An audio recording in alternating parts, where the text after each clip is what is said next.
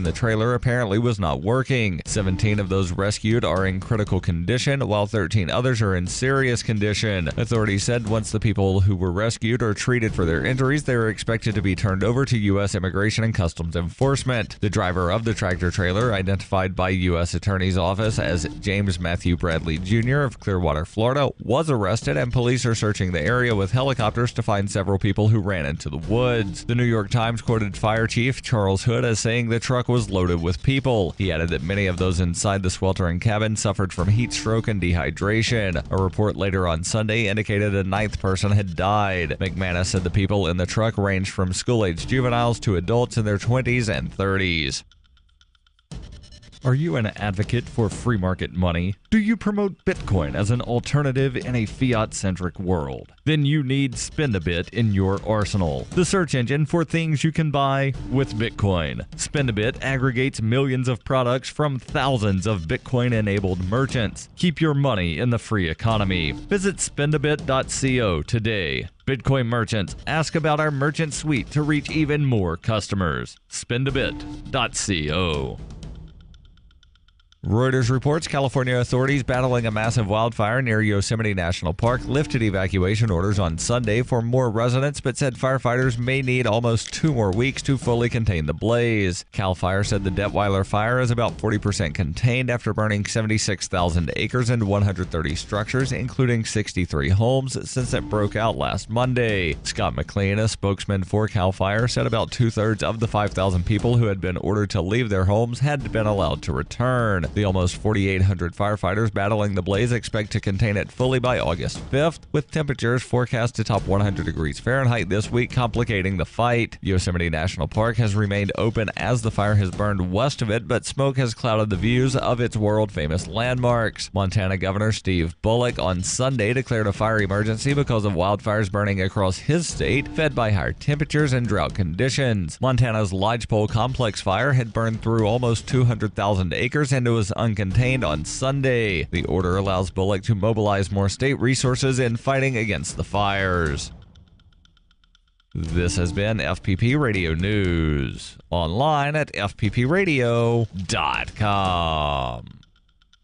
Millions of Americans are irrationally feared dead following a train derailment near Wilmington, Delaware. Less than 200 people were aboard the train, but because no names have been released yet, countless more are being imagined trapped inside the wreckage by worried parents and overly anxious friends. And the list of imagined victims is growing by the minute. From brothers-in-law who live in Delaware, who usually drive but could possibly have been on that train, to friends who went to Delaware on a business trip and may have been next to the tracks for some reason when the train derailed. And sadly, we're getting reports that even those who have never been to Delaware are now also among those irrationally thought killed. Oh, and we are just now getting word from Homeland Security that they're now warning people their fears may spiral into a wholly new fear that their loved ones never existed at all and are just byproducts of a drug-induced lucid dream in which their consciousness is currently imprisoned. Such a shame, since this is reality. There is nothing beyond this. To believe otherwise would be folly.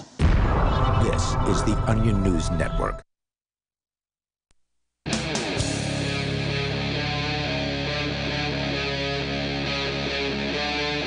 Free Talk Live.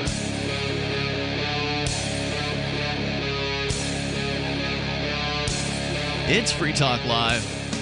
You can dial in toll-free and join us here on the radio, where you can take control of the airwaves and you can bring up anything that you want to discuss. 855-450-FREE, like freedom. 855-450-3733. Joining you in the studio tonight, it's Ian, Melanie, and Mark. Coming up, Melanie's going to tell us about a couple of parents who have lower than average IQs, and they had their parents or their kids taken from them, correct? Yes. All right, we're going to get into that story coming up here in moments. Also, an update on the story out of Toronto, Canada, where a nice handyman spent $550 repairing or creating stairs in a nearby park garden where people had been hurting themselves kind of going down a hill. And he was tired of waiting for the government to do it. The government, I guess, was going to do it at a price of like $65,000. So he went out and did it for, around $500. And now the city of Toronto has torn it down. We'll tell you more about that coming up here. And your calls and thoughts are welcome. But first, we go to the phones, actually to Skype, where AC is on the line in Ohio. Hello, AC. Yeah, before I get to my topic, I just I wanted to ask something of you, Ian.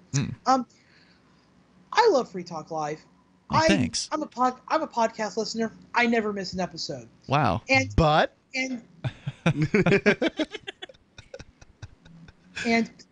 if I don't get my Free Talk Live, I tend to do bad things. Oh no! And so the episode was late today. So yes. What did you do that was bad? Well, let's just say I have a closet full of corpses right now. Okay. Oh, I don't know what to do with them, man. See, Ian, you just got to get the damn episode up. Well, unfortunately, I didn't find out about it until like 4 o'clock this afternoon. So that doesn't speak highly of Free Talk Live's podcast, AC. Well, the podcast would have been there, but the AMP version wasn't necessarily. Like, all the files were up, but I didn't hit the submit button last night, so it some people didn't get it as a result. I mean, of but that. like, so if Free Talk Live keeps you from having a pile of bodies, and Free Talk Live doesn't get published for whatever reason, just go watch a rerun. There are a lot of reruns. That does help sometimes. I will admit that does help sometimes. Yeah, I apologize for the inconvenience. It's hard to find good help, including myself. Sometimes, I just don't finish the process at the end of the night for whatever reason, even though I actually have an alarm set to remind myself to do it. So apparently that failed last night. So what can I say? Fail. Yeah. Yeah. Anyway, was there anything you were actually calling about? Yeah. I actually had a fun story I wanted to share with you guys. I thought it would be very interesting. This is from I heard it online, but I looked up an article myself to look into it deeper, and I got the version I got is from Huffington Post, and it's a short story. It's about a app called Hater. Hater. Okay. It's about time the haters had their own app. Let's hear about it. Well, it's not that like okay. I'm gonna it's a brief article, so I'm just gonna. It's like three little paragraphs. So, right. An app apparently named Hater matches people based on what they don't like. And according to their website... Oh, no. All right. And according to their website, the idea was inspired by a University of Oklahoma study that found that when people share a negative attitude about a third party, it becomes a pretty effective bonding They bond. tool. Wow. Yeah. The reason we're together is because we share the same hatred. That it says I have 17,000 matches. That I don't know if that's the right basis on which to start a relationship, but who knows? Maybe it's working for people. I sought out people who hate the state, and and it worked for you. Yeah. All right. So have you had an experience with this app? They have yet? just a checklist thing, and I just marked them all. I just heard about the story this morning. But apparently the app prompts users to select certain subjects, whether they love them, hate them, like them, or dislike them, and the subjects are things like a famous person, an activity, or a concept.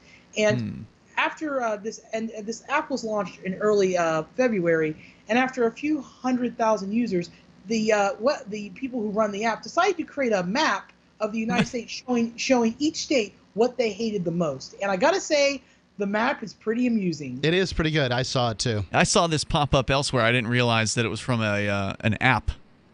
Yeah, a dating app. What I find amusing is it's only available on iPhone, which means that if you hate Apple products, well, then what are you going to do? Yeah, wow. some of the states. I was just kind of curious, like all the different states, and one of the things that made me curious, like I wonder what the more conservative states hate. I'm like, and I was pretty right on the ball. Like for example, Mississippi hates anal sex. Okay. Utah hates porn. I would expect the exact opposite from, like a conservative state to actually that's what not. That's what they say. But then if you look at the porn searches, then it's the opposite. Okay. Yeah. Yeah, and then I was like, South Carolina, South Carolina, they don't like Edward Snowden apparently. Wow. Gee, I wonder why. I take a guess, Ian.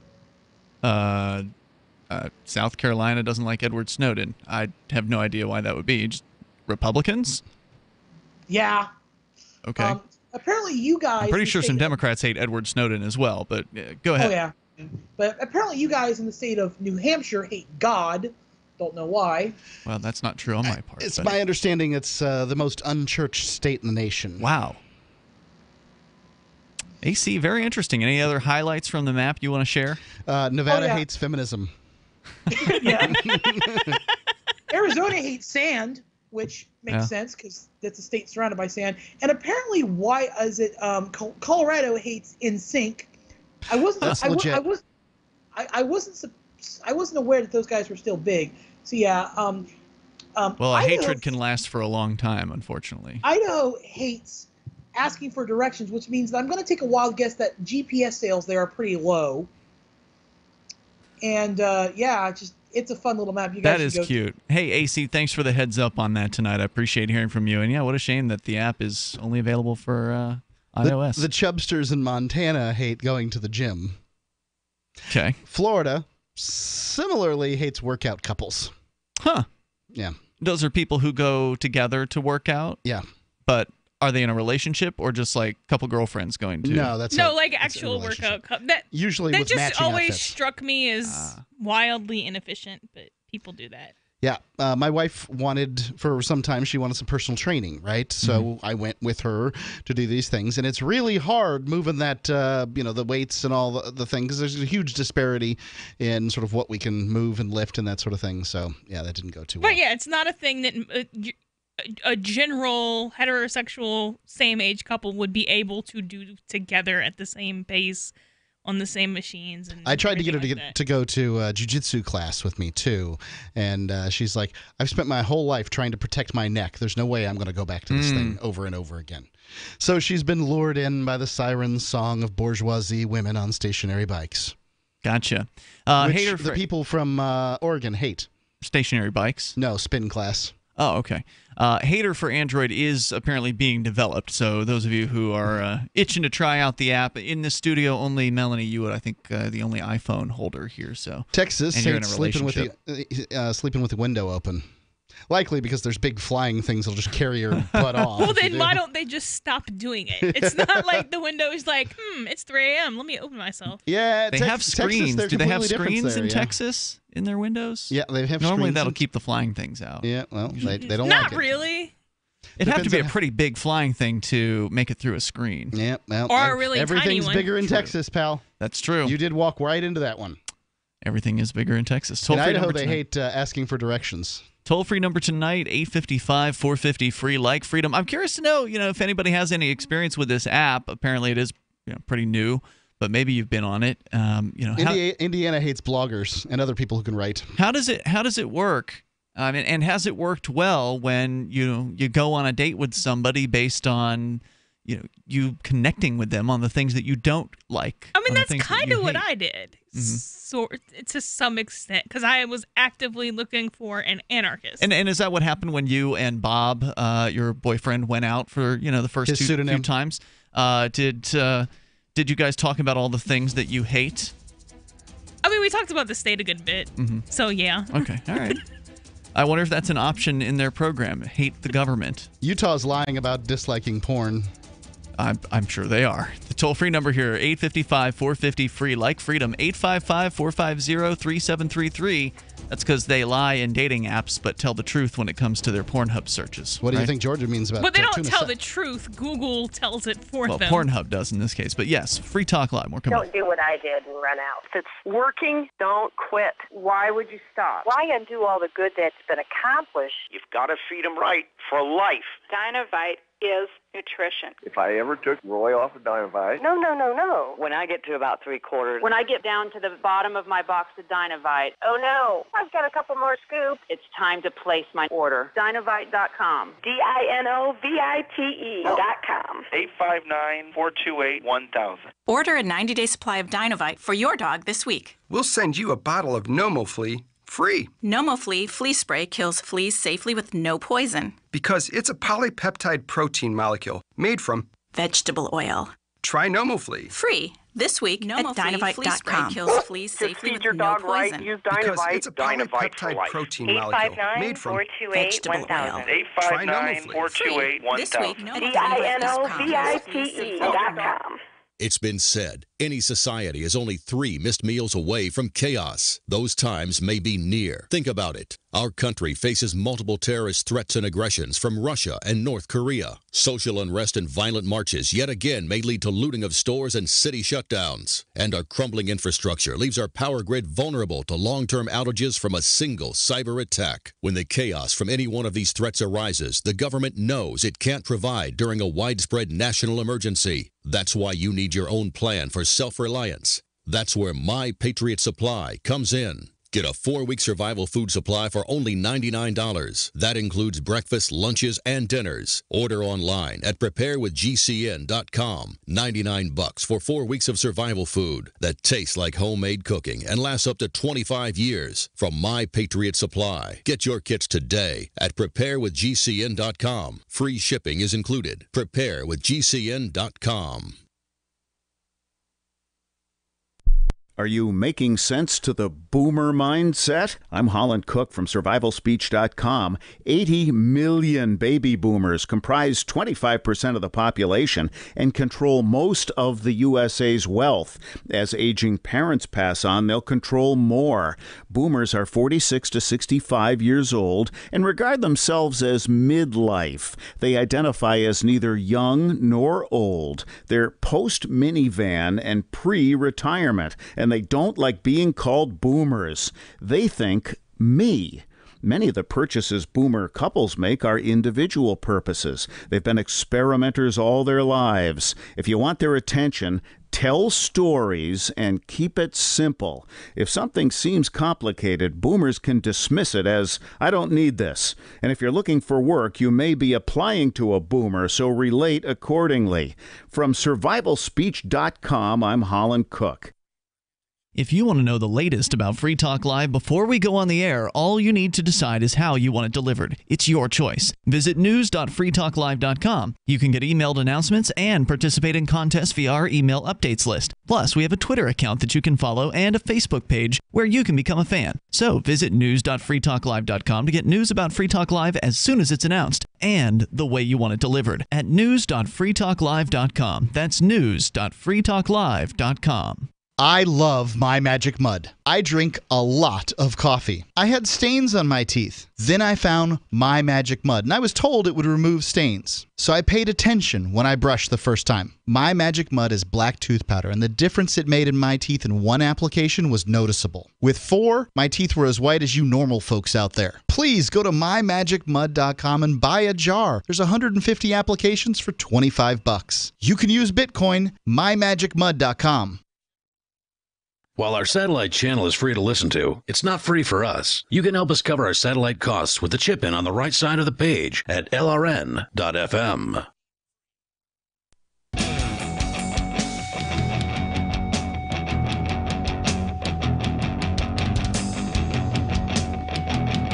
Free Talk Live. Dial on in toll-free. Join us if you want on the radio waves. Our number here is 855-450-FREE, 855-450-3733.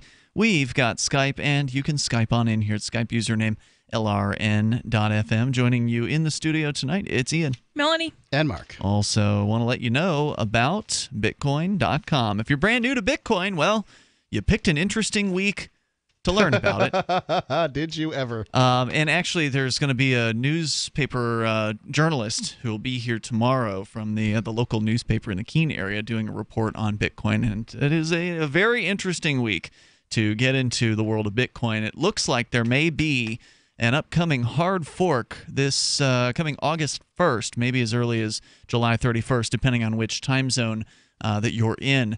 But this hard fork, if it goes forward, could very well mean, or well, if it goes forward, it will mean that if you hold any amount of Bitcoin in a wallet that you have control over the private keys, then you will then have original Bitcoin and this new thing that they're calling Bitcoin Cash. Now, some people are saying the Bitcoin Cash thing isn't going to survive. It's not going to make it. Other people are saying, hey, the futures on this thing are trading at $500 per unit. They are. Which is about a fifth of the current value of a regular Bitcoin. So, you know, what's going to happen? We don't know. We have no idea. But the folks over at Bitcoin.com are going to keep you up to date on it. News.bitcoin.com. Plus, if you want to get involved in mining Bitcoin, in this case, I think it's the old Bitcoin that they're mining for now, but they may open it up to mining the Bitcoin Cash later. You can check out pool.bitcoin.com. They make it so it's easy. You don't have to actually, buy any equipment for yourself, deal with any of the technical aspects. You just, give them some money and they buy it for you and run it for you.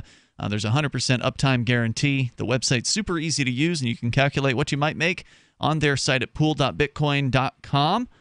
And it's not just that, but you'll also be helping to steer the Bitcoin economy towards the liberating currency that Satoshi Nakamoto meant it to be. And you're not just making money at pool.bitcoin.com, you're doing activism while you sleep. It's pool.bitcoin.com. As we continue here, the story out of Toronto update, they talked about this on the Thursday night edition of the show. So the three of us, we have not yet discussed the main issue at hand in Toronto, which is where a man who decided he was going to take matters into his own hands as far as park safety is concerned. He built a stairway that was down the side of a small incline so that people would be safer as they were. Apparently some of the neighbors had slipped, maybe fallen down that particular incline, and there were some complaints about it. And the city said that, hey, it's going to cost us $60,000 to put stairs in here. That's right. And he did it for $500. $550. The man's name is Adi Asti. He's a retired mechanic, so presumably he might know a thing or two about building stairs. He says he built the stairs for a mere $550 after several neighbors tumbled down a muddy slope leading to the park's garden in the city of Toronto. The work, which only took a few hours for the man, came after the community was told to wait for a $65,000 to $150,000 solution from the city. Asti told CTV News Channel from the park Friday, quote, "If you imagine after heavy rain or any rain, it becomes like a slippery slope. There's no holding on. It might be okay when you're 10 years old, but if you get to my age or a little bit younger, it's very tough," he says. You need something. Asti's stairs have now been declared unsafe by city bylaw officers that were quickly cordoned off with caution tape. This one point that I've heard made on Facebook, I can agree with, which is that he puts in these stairs, which I believe to probably be as safe as they could be. I have heard that they were built not that well, but who knows? Who knows? That if somebody got hurt on the stairs, that it would be a legal nightmare, essentially, because the city didn't put them up, but they're on city property, that kind of thing. Yep. But of course the city's going to say they're not built well, right? Right. Because we didn't get a bunch of unionized city workers to spend $100,000 on these stairs. So I'm not sure I believe it, but I do understand from our sort of messed up litigious society that these stairs are a problem from that standpoint. But let's not forget that the government created the problem in the first place by letting things get to the point that they did. So somebody can sue the government over someone else's stairs on the property, but they can't sue over a slippery incline? So it would appear. What do you think, Melanie? You're the attorney or trained attorney in the room. So if Canada is anything like the States, that might be true, because a stairway is something you build, so then you're responsible for it being in good upkeep and having been built properly and all that good stuff. There are certain exceptions for inherent risks to natural objects. I see. So you can't go drown in the lake and sue the city because it's their lake. It's a lake. Lakes have water. Get over it. Right. They're not going to make you drown every lake and cut down every tree and flatten all the grounds. What you're saying there. Okay. So if it's kind of a natural incline, that might be enough to get them off. So that could actually be true. It does seem to be an incline that they mow, but it was probably dug out. That much is true.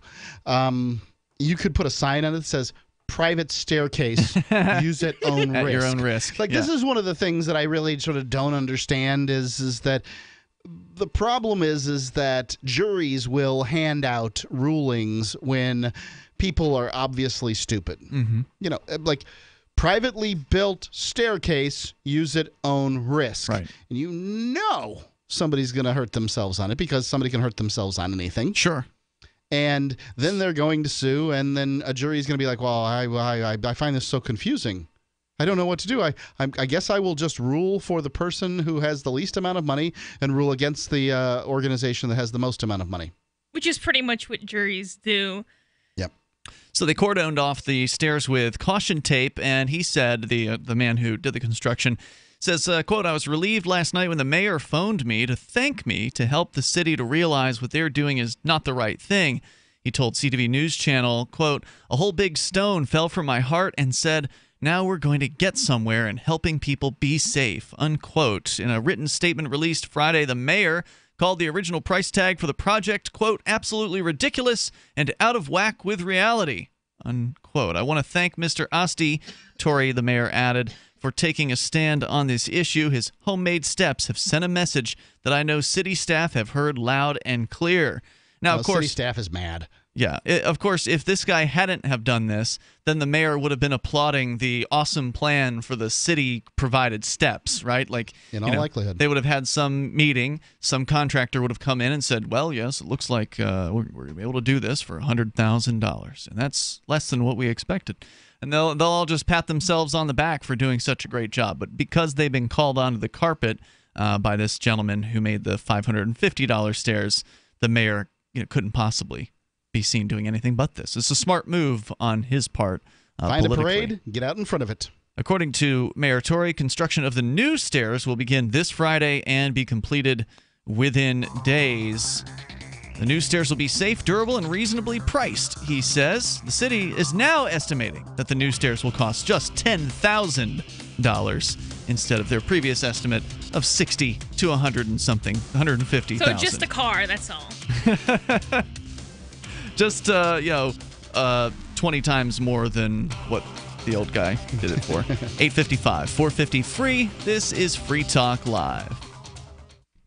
Hunters, anglers, campers, and survivalists. Get back to nature. Expand your horizons with the highest quality, most versatile, unique slingshots and sling bows on the market at slingbow.com. Slingbow products are compact and models start from just $17.98. They're perfect for your bug out bag or storing in your vehicle. Give yourself and your loved ones the excitement and tradition of Slingbow, a new frontier in archery and truly modern twist on this primitive survival tool. Feel the thrill only at slingbow.com.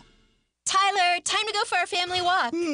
Just let me nap a little longer. You promised we'd get more active. I know. How come you're so ready to go? It's Superberry's Aronia berries. Aronia what? Aronia berries from superberries.com. They're known for having one of the highest levels of antioxidants that helps with overall wellness. Where'd you get them? I ordered them from superberries.com/radio, and right now we can get a free smoothie recipe book with our order. Plus, we can save $4 at checkout. I can't wait to try them. I'll get the dog. I'll get the kids. Choose health. Eat purple. Superberries.com.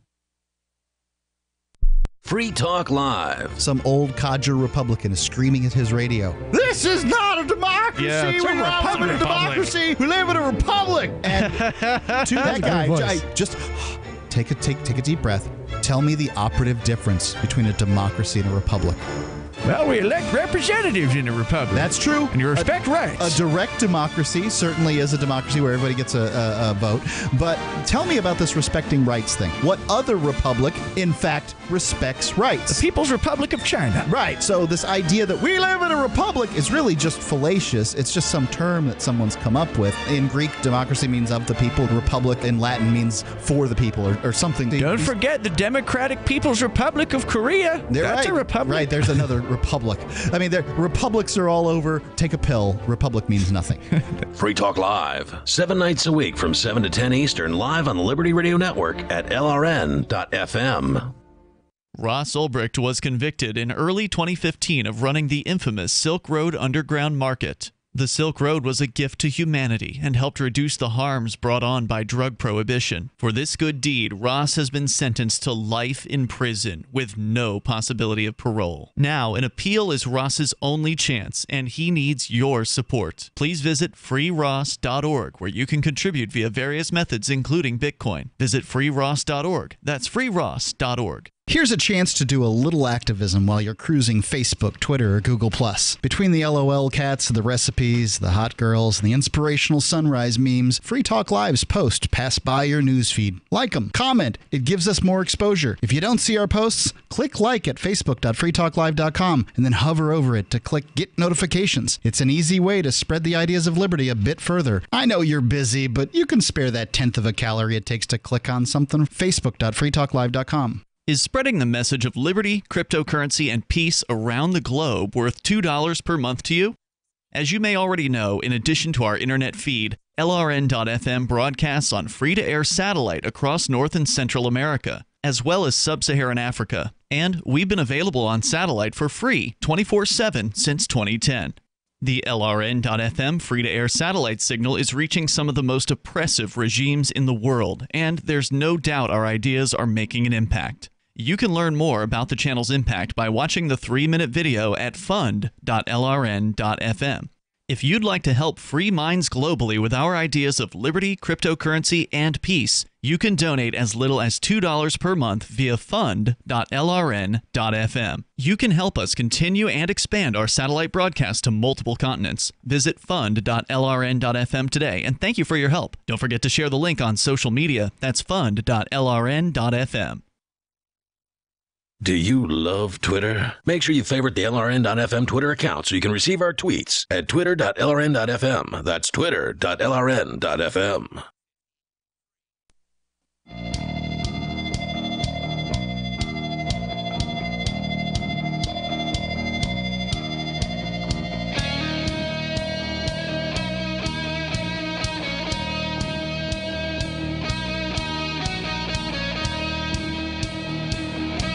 It's Free Talk Live, and you can dial in toll-free to bring up anything that you want. Our number is 855-450-FREE, like freedom, 855-450-3733. We've got Skype, and the Skype username here is LRN.FM, so feel free to join us and take control of the airwaves. With you tonight, you've got Ian. Melanie. And Mark. Also, want to let you know about Dash. It's digital cash, a digital money platform designed to replace cash and help people manage their own wealth. It's fast, private, and easy. Fees are low, and transactions are fast and can even be confirmed instantly.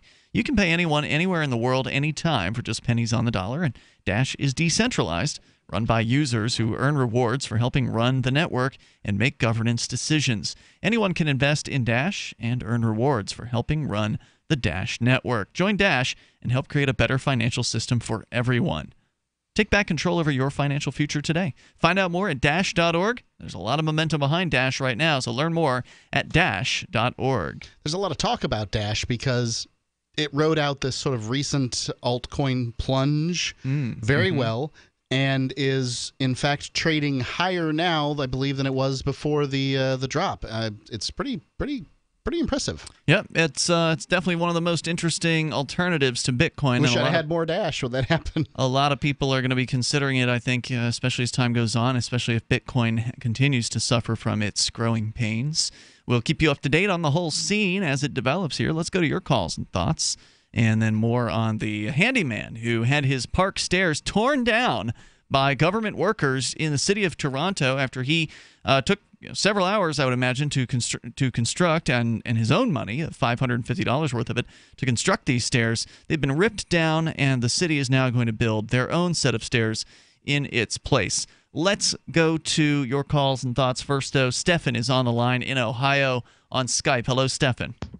Hey, guys. I was checking out this article a couple of hours ago about a company in River Falls, Wisconsin called 3 Square Market. Apparently, they're going to be the first company to provide employees with implantable microchips, and it's going to be used to allow them to buy stuff in the break room. Micro market, open doors, log into computers, that kind of thing. And I wanted to know what you guys thought of that, because a lot of people are saying, what if this one day becomes mandatory? It's going to be a crazy surveillance All right, so the microchipping thing, this is old news. I mean, what you're talking about is a recent story, but they're not the first company. I remember years ago, I think it was Alex Jones or, InfoWars, one of his offshoots, was reporting on some club, I think it was in Miami or something, where they were actually allowing their club goers, like their regular VIPs or whoever, to get implemented microchips to give them, access to the club. So this has happened before. I highly doubt this is the first time ever. Well, this is apparently the first time an employer is going to provide employees with the microchips free of charge, apparently. Okay. That's what I had heard. So what if you worked for Free Talk Live and we offered you this option? I don't think I'd take it because it's a violation of privacy in my eyes. But then again, it seems weird to put that, sure, inject some little bit of, flotsam or jetsam in me. I'm just not interested in it. But, if a company wants to do it and it's easier than carrying around your badge. I know a lot of companies. A lot of people lose badges or whatever. Yeah, companies make you have your badge. Many companies are like, nope, no badge, no come to work. Right. Well, Why don't you have your badge? Some of them are secured areas, and you got to be careful, especially with corporate secrets or whatever, trade secrets. Some people would argue it would be a lot easier just to give somebody a wristband, or maybe their uniform has these chips built in, rather than injecting them. Well, the wristband can be cut off, and uniforms, some companies don't have uniforms. And you can't cut open a hand to get a microchip out? It's a much bigger commitment to cut off to cut open a hand than it is to cut out a wristband. Cut off a wristband. Yeah, if the company I was working for announced that they were doing it, even if they announced they were doing it on an optional basis, I'd leave it like right then and there. Like, that's entirely ridiculous. And I know that it's, the argument is going to be contracts, and that's a valid argument, but the state has also kind of granted corporations weird extra powers, and they'll use corporations kind of as testing grounds for things that they know they're not allowed to do. Now, what was the name of this company again? 3 Square Market. Yeah, no, I'm sorry. So all you have to do is a quick Google search. Just eliminate the most recent dates. So you search between, because this is newer news with this, what you're talking about. It probably came out within the last week or so. If you search Google prior to, last month, then you'll find, here's a story from April 3rd of this year. There's a Swedish startup hub Epicenter that is going to be putting microchips in their employees' hands. And, this was just a matter of months ago. These are not new stories. So I don't know. It's probably some claim on. They scare the bejesus out of everybody whenever they come out, though. But yeah, it is still worth talking about. I don't mean to belittle the topic or anything like that. This has been something that people have been discussing, especially in sort of the conspiracy theory channels for many, many years. Well, your employer is requesting to alter your body. Yeah, that's a big request. Absolutely not. You're not. And they're not paying for that. And the reason I know they're not paying for that is because. Why wouldn't they pay for it? They want their own employee to pony up? They're not paying you to alter your. They're paying for the chip. They're not paying you. They're not paying you. They probably pay you for the time. For what that's worth. Hey, free chip. No. They're probably paying the employee for the time. And the reason why they're not. Okay, I don't care about that. They're not paying you 24/7 to have your body altered for what that would be You're worth. not getting a pay increase. And the reason I know they're not doing that is because that's not worth anything on the market. Yeah. And it's not, which means they can't sell it and make a profit on it, which means they can't pay you for it. Mm-hmm. What that would have to they're paying you to do work while you're there, or whatever your hours are by the hour or whatever. They're not paying you to have body alterations 24 hours a day, 7 days a week, 365 days a year. That seems like a good thing that a lot of companies could do if they wanted to persuade their employees to take these chips. I suspect that's what they're doing to make it easier. I'll bet you the rules on badges just got a little tighter too. Could be. Well, what do you mean by that? Well, now you've got to have your badge to get into the break room, or whatever the rules are on having your badges. There's no slacking, no slacking at all. Yeah. And whenever a company announces an optional, there's no such thing as an optional policy. That's not a thing. Sure it is. No, sure it's there not. Are. Sure there are. Yeah, you can have it's an your option in that you can quit and go somewhere else, or but a ponytail, it's not... or down. Right? Like, those are options. Okay, but it's not an optional policy. The policy is this is how you can wear your hair one of these ways. It's not an optional hair policy. I kind of get something from Melanie's point there. Like, let's imagine this becomes a very popular thing at 3 Square Market, and there are a few employees that don't want to do it, but it ends up becoming such, a better thing and more convenient that the company then decides, okay, you get this chip inside of you or we fire you. it seems like a bit of a slippery slope in that case. What this seems like is another shot at a fantastic story to me. I don't think these things are going anywhere. Look, carrying around a credit card is easier than carrying cash, and this has been something that's been being introduced over the course of my lifetime, and people are still wary of it, still leery of it. You think that's an instance of people just not being used to it, or do you think there's some genuine fears to be had with it? Of credit cards or the gizmo? Just the chip in general, because I saw this posted by a friend. The chip posted by a friend who is saying this is the mark of the beast. So yes, I think there's genuine fear that surrounds this. Well, and usually with just kind of fear of technology, that kind of phases out as people age. So the people who were there at the time might be afraid of it for their whole life, but then the new people aren't. All the new people keep being afraid of it. So this just doesn't seem like a thing that you can easily convince humans to do. It doesn't seem to be generational to me. I guess we'll see over time, because I bet you are going to see more of this. Stefan, thanks for the call tonight. I appreciate it. Toll-free number here, 855-450-FREE. Like freedom, 855-450-3733. Let's look a little further into these stories and get, some other perspectives on it. What do you think about the idea of being chipped at the workplace? Would you volunteer into a program like that? Are you, forgetting your badge at home and realizing that this could be convenient?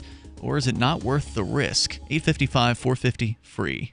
Do you want to help build a better financial system for everyone? Join Dash. Dash is Digital Cash, a digital money platform designed to replace cash and help people manage their own wealth. It's fast and easy, fees are low, and transactions are confirmed instantly. Dash is decentralized, run by users who earn rewards for helping run the network and make governance decisions. Dash is set up to succeed where other platforms have failed.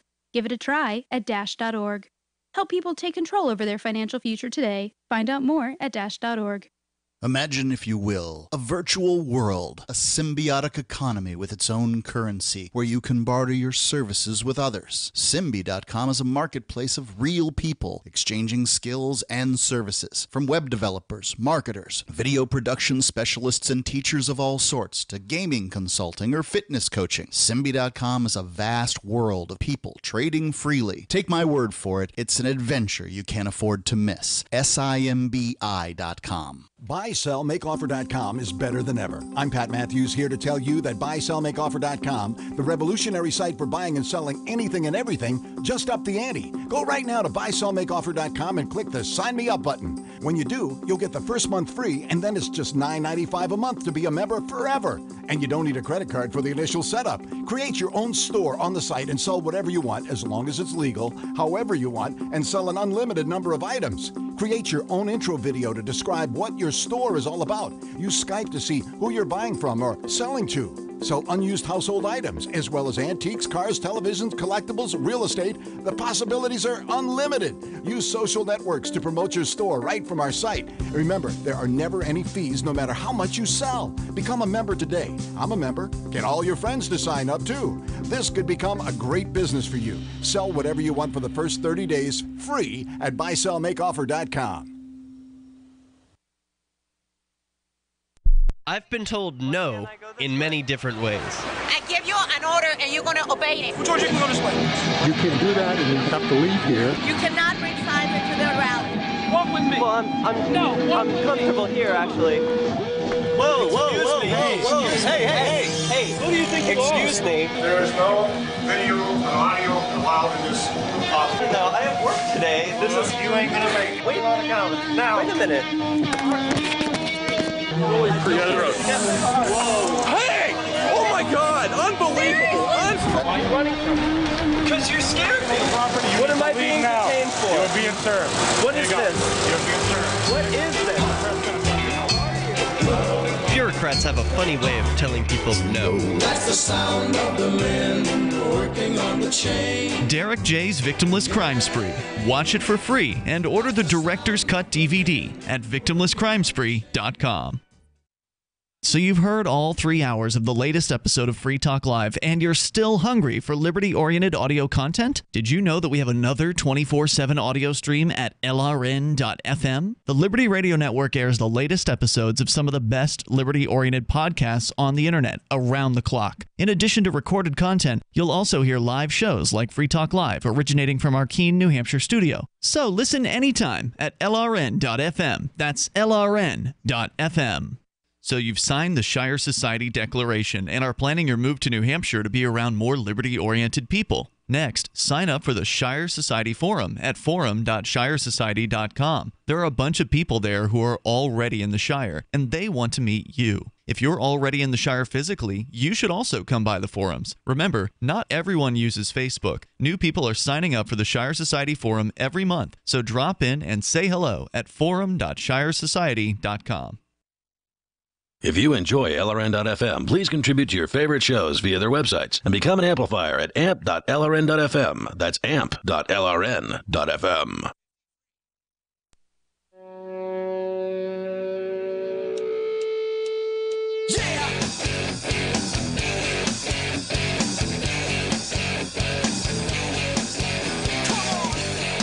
Free Talk Live. You can dial on in toll-free here if you want to join the conversation. We're talking about microchipping, which is an option apparently at some workplaces these days. There's one workplace that's getting credit for being the first one, but quick Google search reveals they weren't the first.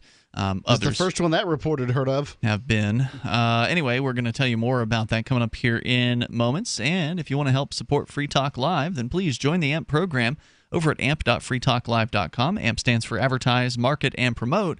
And the idea is a simple one. You send $5 a month into the show with PayPal or credit cards as well as Bitcoin, and then Free Talk Live will invest that into expanding our reach, getting on more radio stations around the country, bringing new internet listeners on board, and exposing new people to the ideas of freedom and liberty and cryptocurrency and all the good stuff we talk about here on Free Talk Live. So if you want to get behind the show and get perks like access to the AMP-only call-in lines, the AMP-only podcast, AMP-only Facebook group, and more, go get signed up over at amp.freetalklive.com, amp.freetalklive.com. As we go to the phones to your calls and thoughts, Charlie, he's in Arizona listening to K-Talks. Hello, Charlie. Charlie in Arizona. Going once. Oh, this is Shirley. Oh, Shirley. Apologies. Go ahead, yes. Shirley. Shirley in Arizona. I'm totally against the microchipping. That's so inhuman. And what about the people when they go on to a different job? Yeah, that's a good question. How many microchips are they going to get? Dig it out with a pocket knife. And also, you're Catherine Albrecht, who gives the little health tips throughout the Coast to Coast programs. A week or two ago, she said there was a little Chihuahua dog that developed a tumor at the site of the microchip. And when they took it to the vet, it was cancerous, and they removed it. And luckily, the dog survived the radiation and treatment that they gave it, and it's okay today. So she said, I thoroughly am against. She says, I would not recommend microchipping your pets. Now, that's something to think about. Yeah, I mean, your body doesn't really react well to putting random things in it. I mean, even electronic devices. Even putting things that you're supposed to, like blood transfusions and organ transplants, don't always work well, and those are things that we kind of have to do. Well, obviously, there's going to be risk involved anytime you're modifying your body or your animal's body in some way. But let's be clear. I mean, the pet microchipping has gone on for many years, and probably hundreds of thousands of pets have if not millions of pets have these things in the United States. Yeah, and if you find one example of a tumor, that's not exactly conclusive evidence. But it's a risk without a benefit, and we know that your body attacks foreign objects. The benefit is you get your dog back if they run away and somebody finds it. Okay, well, for dogs maybe, but like, there's no for cats. humans. There's no, but for humans there's no. But it's not a medical device. So if they started that for valuable animals like racehorses and stuff, and then it trickled down to dogs and cats. But the main thing is to me, that company does not own me, and I'm not going to let anybody put a chip in me. Right on, so Cheryl. I can be tracked like a computer or like a robot. I think, Shirley, that this company should just own up to it and go ahead and put the chip into the shock collar, that the unremovable shock collar that they have the employees next. wear. Hey, Shirley, I appreciate your attitude. I appreciate the call. Thank you for sharing your thoughts with us here tonight. All righty. Yep, our toll-free number here, and sorry about the Charlie mishap there. Toll-free number 855-450-FREE, 855-450-3733. We do try to ask our board operators to make sure everybody spells their name, because sometimes you think you hear something right, and you don't always hear it right. Yeah, well, whatever. It happens. It's okay. It happens. So 855-450-FREE, like freedom. The Associated Press reported on this issue earlier this year. This is the story from April of this year. Again, this recent company, not the first company. The syringe, they write, slides between the thumb and index finger. Then, with a click, the microchip is injected in the employee's hand. So it sounds like it's in that sort of web area between your thumb and index finger. Yeah, I don't use that for anything That's anyway. my guess. Another cyborg is created, writes the press. What could pass for a dystopian vision of the workplace is almost routine at the Swedish startup hub Epicenter. The company offers to implant its workers and startup members with microchips the size of a grain of rice or grains of rice that function as... That's pretty big to be in your hand. I mean, a grain of rice is pretty big. The company... Want to feel my microchip? It functions to swipe open doors, to operate printers, or buy smoothies with a wave of the hand. Now I'm imagining putting it in something else, Mark, and using that to swipe past the doors. Well, it's just a lot easier to feel it there if it's in the web of your hand. The biggest benefit, I think, is convenience, said Patrick Mesterson, co-founder and chief executive of Epicenter. As a demonstration, he unlocks a door merely by waving near it. He says it basically replaces a lot of... Motion-activated door. Patrick doesn't have that crap at him. He says basically it replaces a lot of things you have, other communication devices, whether it be credit cards or keys. And the technology itself is not new. Such chips are used as virtual collar plates for pets, and companies use them to track deliveries. But never before has the technology been used to tag employees on a broad scale. Epicenter and a handful of other companies are the first to make chip implants broadly available. And as with most new technologies, it raises security and privacy issues. Although the chips are biologically safe, the data they generate can show how often employees come to work. That can't be true, because any procedure you do has risks. Yep. And when there is a reason to do a procedure, then absolutely do the procedure, because nothing is risk-free and there's this medical benefit. Okay, fine, then that's what we're left with. This is not a medical procedure. This is messing with your body for your employer's convenience. No, there is no reason to inject random devices into your body unless they're a pacemaker or something like that. Patrick opened a door. That's a reason. They've been opening doors long before they've had chip implants. Yeah, but he opened it with his chip. He could have opened it with a HID card or a key. The chips they claim are biologically safe, and it's safe.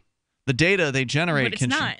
Yeah, I mean, it is pretty safe. Well, I mean, okay, so the term safe is a is a percentage, right? Yeah, sure. There's a slight risk. I don't know what that percentage of things are. Yeah. But I think it's getting in your shower is probably more risky than getting. But there's a reason to get in your shower. Correctly pointing out that there's a risk-reward relationship between. And here it's basically just risk. Well, the reward is convenience in that you don't have to have your tag or your security necklace or band or whatever in order to get past these doors. That's not really a real benefit, though, because if you just had your HID Well, it's card, also not a benefit to, have the benefit of a 7-Eleven down the street, because, you'll have to pay more if you go there, but it's more convenient. So convenience is a benefit to people. They're willing to pay more for it, or in this case, sacrifice their own body to it. Now, I don't think that anyone on this particular show would be willing to implement this microchip, and I suspect that a lot of people would turn their nose up at it. And it would be interesting to see what poll results would show, especially between demographics. It's like taking random meds. Meds are useful. They're incredibly risky. They have benefits if you need them, but that doesn't mean you walk into Walgreens, jump over the counter, and just start swallowing stuff. And this is what this Speak is. For yourself. You're taking. Well, you shouldn't. I guess some people do, but you shouldn't. It's bad for you. But at least then, like, you probably get high before you die. Like, I mean, unlike here, so you're putting something like you don't just take random pills from the back of Walgreens because while they're useful, you don't need them. Nobody here needs a microchip for whatever that would even be. Nobody needs it. But nobody needs, a lot of things that are convenient. But they still sell them, and they're not. Most people don't shoot up things for convenience. Some people do. That's true. And I don't think this is going to be most people. I suspect this isn't going to be most people, but nonetheless, I mean, these companies here seem to be having good results with it. Unlike company swipe cards or smartphones, which can generate similar data, people cannot easily separate themselves from the chips. Mesterson, saying he initially had his doubts, said, quote, "Of course, putting things into your body is quite a big step to do, and it was a step for me at first. On the other hand, I mean, people have been implanting things into their body, like pacemakers and stuff to control your heart. They need to. That's a way, way more serious thing than having a small chip that can actually communicate with devices." He says Epicenter is home to more than 100 companies and roughly 2,000 workers. They began implanting workers in January of 2015, so this has been going on for quite a while. Now, about 150 workers have the chips. So there you go, 150 people out of 2,000 workers, and they've been implementing this for just over 2 years. They probably got, and this is the first company. That's 7.5% of their people. Yeah, like free cupcake day, and they just slide a chip into the cupcake. The toll-free number here tonight, 855-450-FREE like freedom, 855-450-3733. Would you opt in to being chipped at your workplace? It's Free Talk Live. More coming up. Have you ever thought about mining Bitcoin? Did the costs, constant equipment upgrades, and maintenance scare you off? Do you want to make Bitcoin every day in the same mining pool that Ian and I do? Pool.bitcoin.com. There's a 100% uptime guarantee. The website's easy to use, and you can calculate what you're going to make right there on the website at pool.bitcoin.com. Help steer Bitcoin towards the liberating currency that Satoshi Nakamoto meant it to be. I'm not just making money at pool.bitcoin.com. I'm doing activism while I sleep. Pool.bitcoin.com. This is Ed Lukasevic. And Cindy Lukasevic at Dinovite. This year, whenever you order a 90-day supply of Dinovite for your dog, we'll send you a free sample of one of the other doggy things we make. Like Microchips, Super Mega Fish Oil, or Doggo Suds Shampoo. What's on your dog's wish list? We'll offer a different freebie each week at Dinovite.com.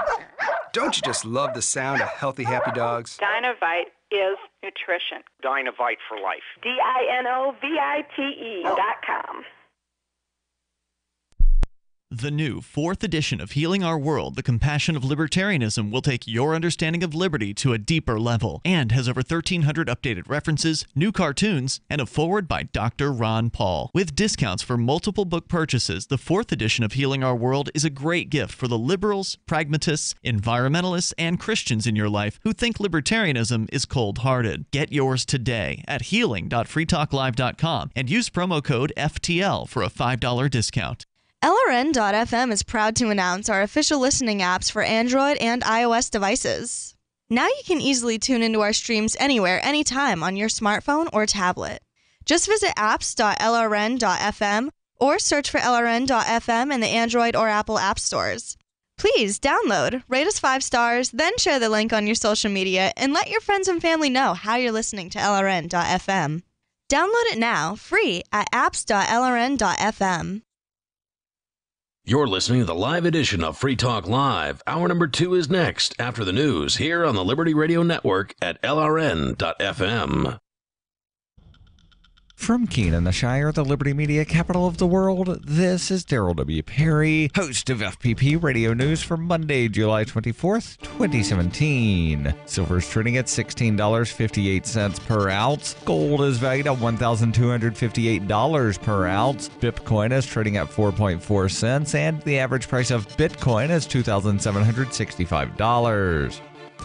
Antiwar.com reports General Joe Dunford, the head of the Joint Chiefs of Staff, complained over the weekend that a lot of people are rejecting the idea of the U.S. attacking North Korea, saying the possibility should not be off the table and that attacking them is not unimaginable. While Dunford conceded that a U.S. attack on North Korea would lead to a horrific war with a death toll unlike anything seen since World War II, he insisted that the U.S. has to develop a military option for the war because otherwise North Korea might nuke Denver, Colorado. The choice of Denver, Colorado in the comments is a strange one, but likely reflects Dunford's comments being made in Aspen, Colorado. At the same time, virtually everyone agrees North Korea lacks the capability to hit the U.S. mainland, let alone do so with a nuclear weapon. The myth of such North Korea capabilities continues to fuel heavy U.S. military spending on the possibility of attacking North Korea, and even more worryingly, appears to be encouraging U.S. political and military leaders to view such a war with a sense of inevitability, with a worst-in-a-generation war, something officials seem comfortable blundering into. For nearly 40 years, Roberts & Roberts Brokerage has been a trusted source for buying and selling precious metals like gold and silver. They also take Bitcoin for precious metal purchases and have permanently removed the minimum purchase amount for all orders paid in the digital currency. Call Roberts & Roberts today for knowledgeable advice on buying and selling precious metals and a forward-thinking approach to new technologies. 800-874-9760 or visit online at rrbi.co. UPI reports 8 people were found dead in a tractor trailer and another 30 were taken to hospitals when authorities were called to the parking lot of a Texas Walmart early Sunday. A store employee phoned police and asked them to do a welfare check after a man who was in the large vehicle asked the worker for water. San Antonio Police Chief William McManus told media, "The driver and whoever else we find is involved in this will be facing state and federal charges." The air conditioner in the trailer apparently was not working. 17 of those rescued are in critical condition, while 13 others are in serious condition. Authorities said once the people who were rescued are treated for their injuries, they are expected to be turned over to U.S. Immigration and Customs Enforcement. The driver of the tractor trailer, identified by U.S. Attorney's Office as James Matthew Bradley Jr. of Clearwater, Florida, was arrested, and police are searching the area with helicopters to find several people who ran into the woods. The New York Times quoted Fire Chief Charles Hood as saying the truck was loaded with people. He added that many of those inside the sweltering cabin suffered from heat stroke and dehydration. A report later on Sunday indicated a 9th person had died. McManus said the people in the truck ranged from school-aged juveniles to adults in their 20s and 30s. Are you an advocate for free market money? Do you promote Bitcoin as an alternative in a fiat-centric world? Then you need Spendabit in your arsenal, the search engine for things you can buy with Bitcoin. Spendabit aggregates millions of products from thousands of Bitcoin-enabled merchants. Keep your money in the free economy. Visit spendabit.co today. Bitcoin merchants, ask about our merchant suite to reach even more customers. Spendabit.co.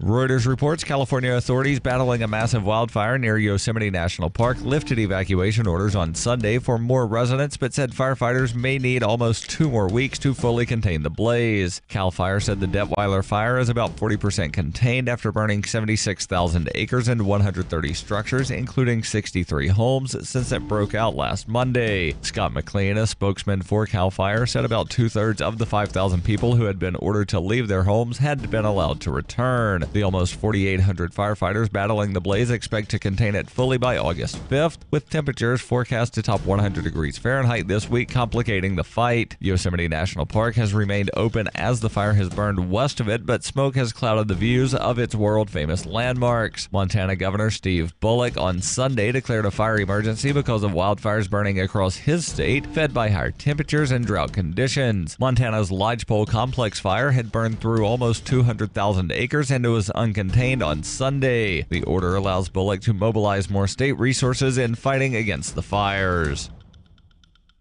This has been FPP Radio News, online at fppradio.com. The Onion looks back at This Week in History. On July 17, 1980, Ronald Reagan accepted the nomination for president at the Republican National Convention in Detroit and delivered a speech in which he boldly promised that during his presidency, someone would body slam Andre the Giant.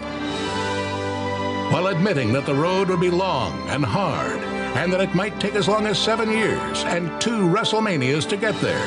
The former California governor vowed that under his administration, somebody, perhaps Ricky the Dragon Steamboat or a hulked-up Hulk Hogan, would grab hold of the 500-pound behemoth and send his massive body smashing to the mat. The Republican nominee also went on to promise that by the end of his first term, Joni would marry Chachi, hair metal would achieve mainstream airplay, and Shelley Long would successfully make the leap from television to film. This is the Onion News Network.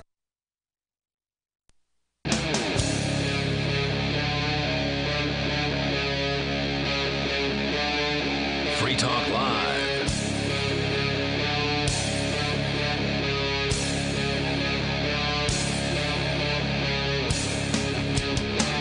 This is Free Talk Live, and you can bring up anything you want. Our toll-free number is 855-450-FREE, like freedom, 855-450-3733. With you in the studio tonight, it's Ian. Melanie. And Mark. Somebody called in earlier in the show bringing up this purportedly new issue, which is not new at all, of microchips being utilized in the workplace, implanting chips inside someone's hand, apparently between the thumb and index finger, likely within that sort of web, would be my guess. They're talking about that's where it's injected. And it's about the size of a grain of rice is what they're saying, which is kind of what they've always said for the last decade or 2 decades or however long this has been going on. Because I remember this Doesn't around seem to change. I remember this being reported on by like Alex Jones around the turn of the century. And it's always being reported as this is the new thing. It's going to catch on. It's going to really take off. Look out. It's coming to a employer near you. And it really hasn't. It really hasn't taken off in any way, shape, or form. In fact, even at this story from the Associated Press about a company that has, 2,000 employees. Actually, excuse me, it's Epicenter, which is home to more than 100 companies. So it's like a place for companies to locate, I guess. Okay. And those companies collectively have about 2,000 workers. They began implementing this program and implanting workers in January of 2015 to allow them to do things like open doors or order things at the snack bar or cafeteria or whatever. And things that you can do without a chip. That's correct. But only about 150 workers here 2 years later have the chips. Only about 7.5% of the entire workforce has opted into this. Is that higher or lower than you would have guessed? As far as, because everybody on this show is saying, I wouldn't do that. So, 100% of Free Talk Live hosts wouldn't do it. But what would you have guessed, out of 100 people, how many would have opted into this? Would you have guessed as high as 7.5? I don't know. I suppose I should have asked you first. Do you want to take a crack at it? I have not enough information. I would have to know how hard they're pushing it. I would have to know anything about this company, what kind of people are. I have. Yeah, I was just asking you for to take a shot in the dark as far as what you think its popularity would be. The story Melanie's not a shot in the dark kind of gal. That's true. Very analytical. She's an accountant, by the way, professionally. Yes. We'll tell you more about that coming up here in moments. A company based in Belgium is also offering its employees such implants, and there are isolated cases around the world in which tech enthusiasts have tried them out in recent years. The small implants use near-field communication technology, or NFC. It's the same as in contactless credit cards or mobile payments. When activated by a reader a few inches away, a small amount of data flows between the two devices via electromagnetic waves. The implants are passive, meaning they contain information that other devices can read, but cannot read information themselves. So this is the equivalent of the RFID chip that has been put into products all around the globe, used in warehouses, for instance, and stock rooms for tracking numbers of items. So, for instance, the classic example of this would be you're back in the stock room at Walmart or whatever. You've got a little wand of some sort that allows you to scan the a pallet, and it will tell you there's 300 packages of Kleenex on this particular pallet, right? Like you know instantly. Wand for scanning microchips. Yeah, and pretty much. Micro wand for microchips. Yep, and that's the kind of information you get, which helps with organizing stock rooms and knowing what you have and don't have. Anyway, now they're doing that with people apparently. Ben Liberton, microbiologist at Stockholm's Karolinska Institute, says hackers could conceivably gain huge swaths of information from embedded microchips. The ethical dilemmas will become bigger the more sophisticated the microchips become. He says, quote, the data that you could possibly get from a chip that is embedded in your body is a lot different from the data you can get from a smartphone. Conceptually, you could get data about your health. You could get data about your whereabouts, how often you're working, how long you're working, if you're taking toilet breaks, and things like that. Liberton said that if such information is collected, the big question remains of what happens to it, who uses it, and for what purpose.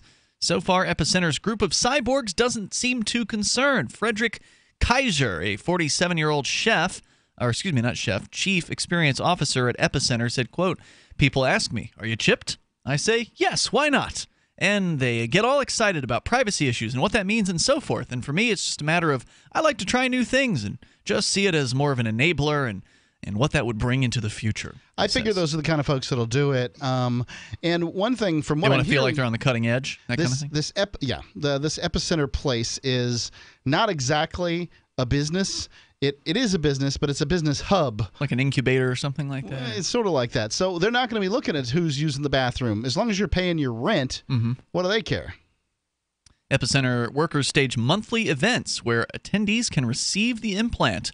That means visits from self-described body hacker Johan Osterlund from Biohack Sweden, who performs the, quote, operation. He injects the implants using pre-loaded syringes into the fleshy area of the hand just next to the thumb. The process lasts a few seconds, and more often than not, there are no screams and barely a drop of blood. But more often than not, there are no screams. I mean, adults don't usually scream even when you give them, like, shots. But some do. So some are deathly afraid of shots. But yeah, you're right. Most of the time, pretty easy. The next step, he says, for electronics is to move into the body. Sandra Hagloff, age 25, who works for Eventomatic, an events company that works with Epicenter, has had 3 piercings before, and her left hand barely shakes as Osterlund injects the chip. She laughs and says, I want to be part of the future. That's the story from the Associated Press. I do think that electronics are likely to move into your body. Oh, yeah.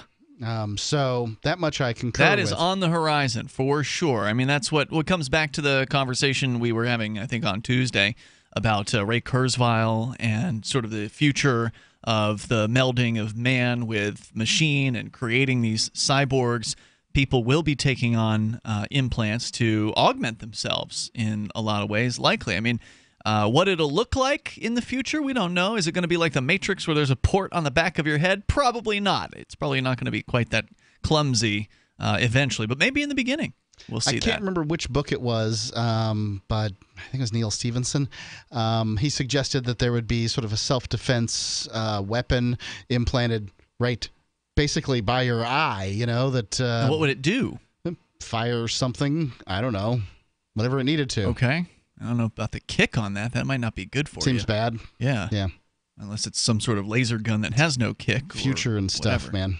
Yeah, I mean, it'll be interesting to watch all this develop, although right now, 7.5% of the employees, after 2 years of pushing this thing with monthly install days, is not exactly a banner of, I wouldn't say that's a particularly successful number. These parties must be a real blast. Hey, it's Injection Day party. Come get a free cupcake. So if you want to weigh in, you're welcome to. Our number here, 855-450-FREE, like freedom. I will go to eat their free cupcake, though. You don't get the cupcake unless you take the chip. Come on. You think that then who's going to come to their party? Anyone who wants a chip and a cupcake. It's not a party. If 2 people show up for a free cupcake, you didn't have a party. That's true. Well, anyway, you can join us here, 855-450-FREE, like freedom. So we've got other stuff to talk about, including parents that you want to tell us about, Melanie, who are not perhaps the brightest bulbs in the basket. These are folks who had one child, more than one child. I don't know the story. So she had 2 of her own, and then they had from a previous. And then they had 2 more together. Okay. And I was pretty much fighting with people on Facebook about it. Somebody had posted, I want to say somebody posted it in the AMP group, but it might have just been another libertarian page that I'm on. Okay. And I kind of think that, I don't know, this story isn't really all that Well, it's a couple with low IQs, right? And turns out those people have working nether regions. Well, I just want to know what happened. I mean, the kids were taken from them, and at what point were all 4 taken? I mean, what happened? So what's the story? She had 2 kids with her ex-husband, who can't be a good person, and he has and unless he's also in her position, but so he has those kids. Okay. Then she got with this other guy, and they had a child who was a toddler at the time. We're going to have to get more into it here in moments. 855 450 free like freedom. You can take control. It's Free Talk Live. Free Talk Live has partnered with Amazon, the largest internet retailer. Imagine a department store category, and Amazon has it. Books, electronics, office products, furniture, jewelry, automotive, toys, clothing, sporting goods, and dozens of other categories. Now you can shop and support Free Talk Live by entering Amazon through our website. Go to shop.freetalklive.com and Amazon will send us a portion of your purchase. You're going to do the shopping anyway, so remember to enter through our site at shop.freetalklive.com. That's shop.freetalklive.com. What do you shop for that you could otherwise buy at Amazon? Pretty much everything, right? Amazon has competitive pricing and they deliver, and that's a big plus. If you could plan ahead in your shopping, would you be interested in saving up to 33%? There's a catch. You have to do your shopping in Bitcoin. But imagine those savings. It's like a huge raise. All you have to do is go to saveatpurse.com. We've saved thousands, and you can too. Plan ahead and save. SaveAtPurse.com. Investing is a long-term process. How many times can you think of in the last decade that the stock market has destroyed retirement funds for people just like you and me? For your existing IRA, you need the security that gold has provided for centuries. Remember, gold has never been worth zero. Capital Gold would like to introduce you to the Home Storage Gold IRA. It's a self-directed IRA set up with all the protection and tax benefits of an LLC. But the big difference in this IRA is you invest in gold and you hold it in your possession. You can't do that with stocks. That's security. You can transfer any type of IRA hassle-free in days. Please call right now and learn more, and we'll waive the $500 setup fee and give you a free safe to store your gold. Call 800-281-4224. 800-281-4224. 800-281-4224. That's 800-281-4224.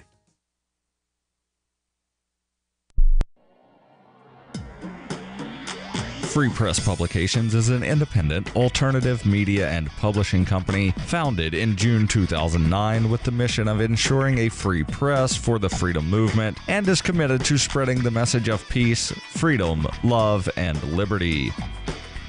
FPP also gives new authors an avenue for publishing freedom-oriented material. FPP brings you daily news and commentary on the website fpp.cc, as well as a daily 5-minute newscast, FPP Radio News, and weekly news, views, and commentary in the FPP Freedom Minute and Peace, Love, Liberty Radio at fppradio.com, and the monthly newspaper FPP News at news.fpp.cc. Find FPP online at fpp.cc. That's fpp.cc, as in Creative Commons.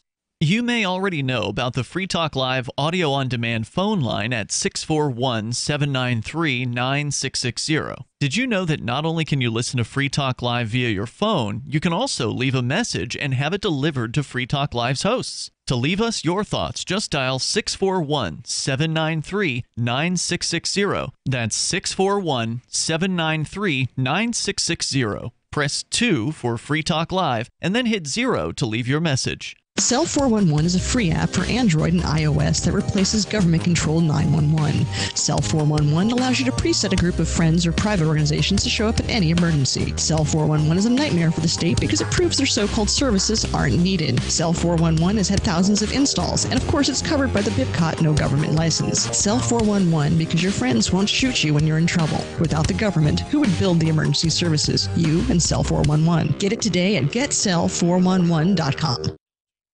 You can put the Liberty Radio Network on the air in your area. Visit broadcast.lrn.fm to learn how. Broadcast.lrn.fm.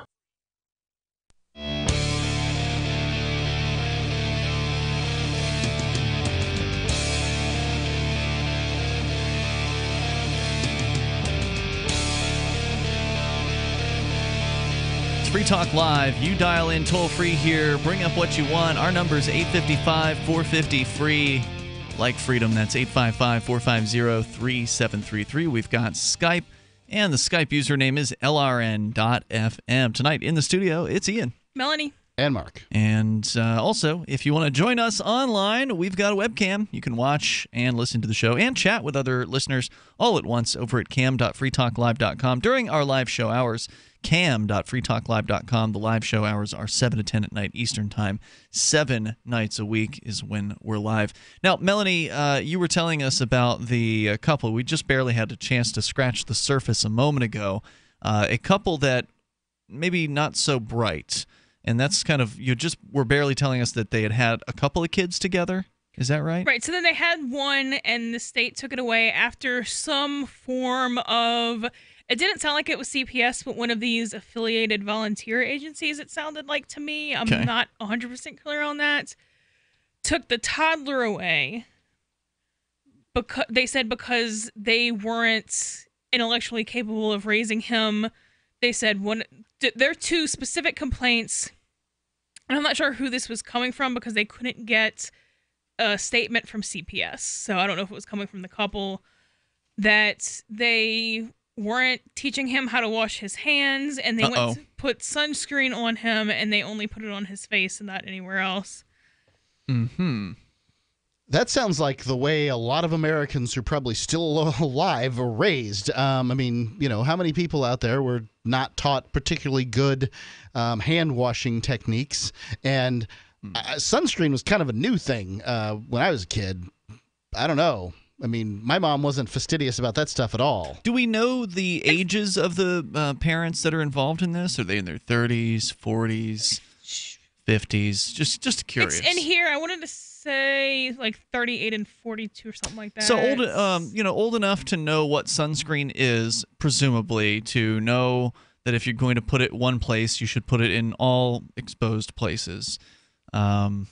And then, hand washing. Yeah, my parents taught me how to wash my hands. I mean, that's not, I don't think, an uncommon thing, Mark. Did they not teach you how to do that? Well, it wasn't that they were teaching them wrong or not teaching them properly. It was that they weren't having him do it, period.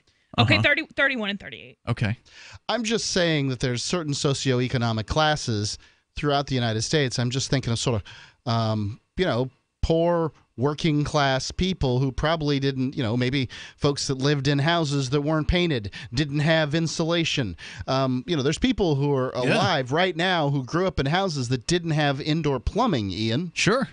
So I'm just trying to put this on the basis of sort of history, is how horrible are these things that they're saying? If the kids are wandering in and out of doors and going out into the street and stuff, that sounds worse than, say, not washing your hands, not being taught how to wash your hands or whatever.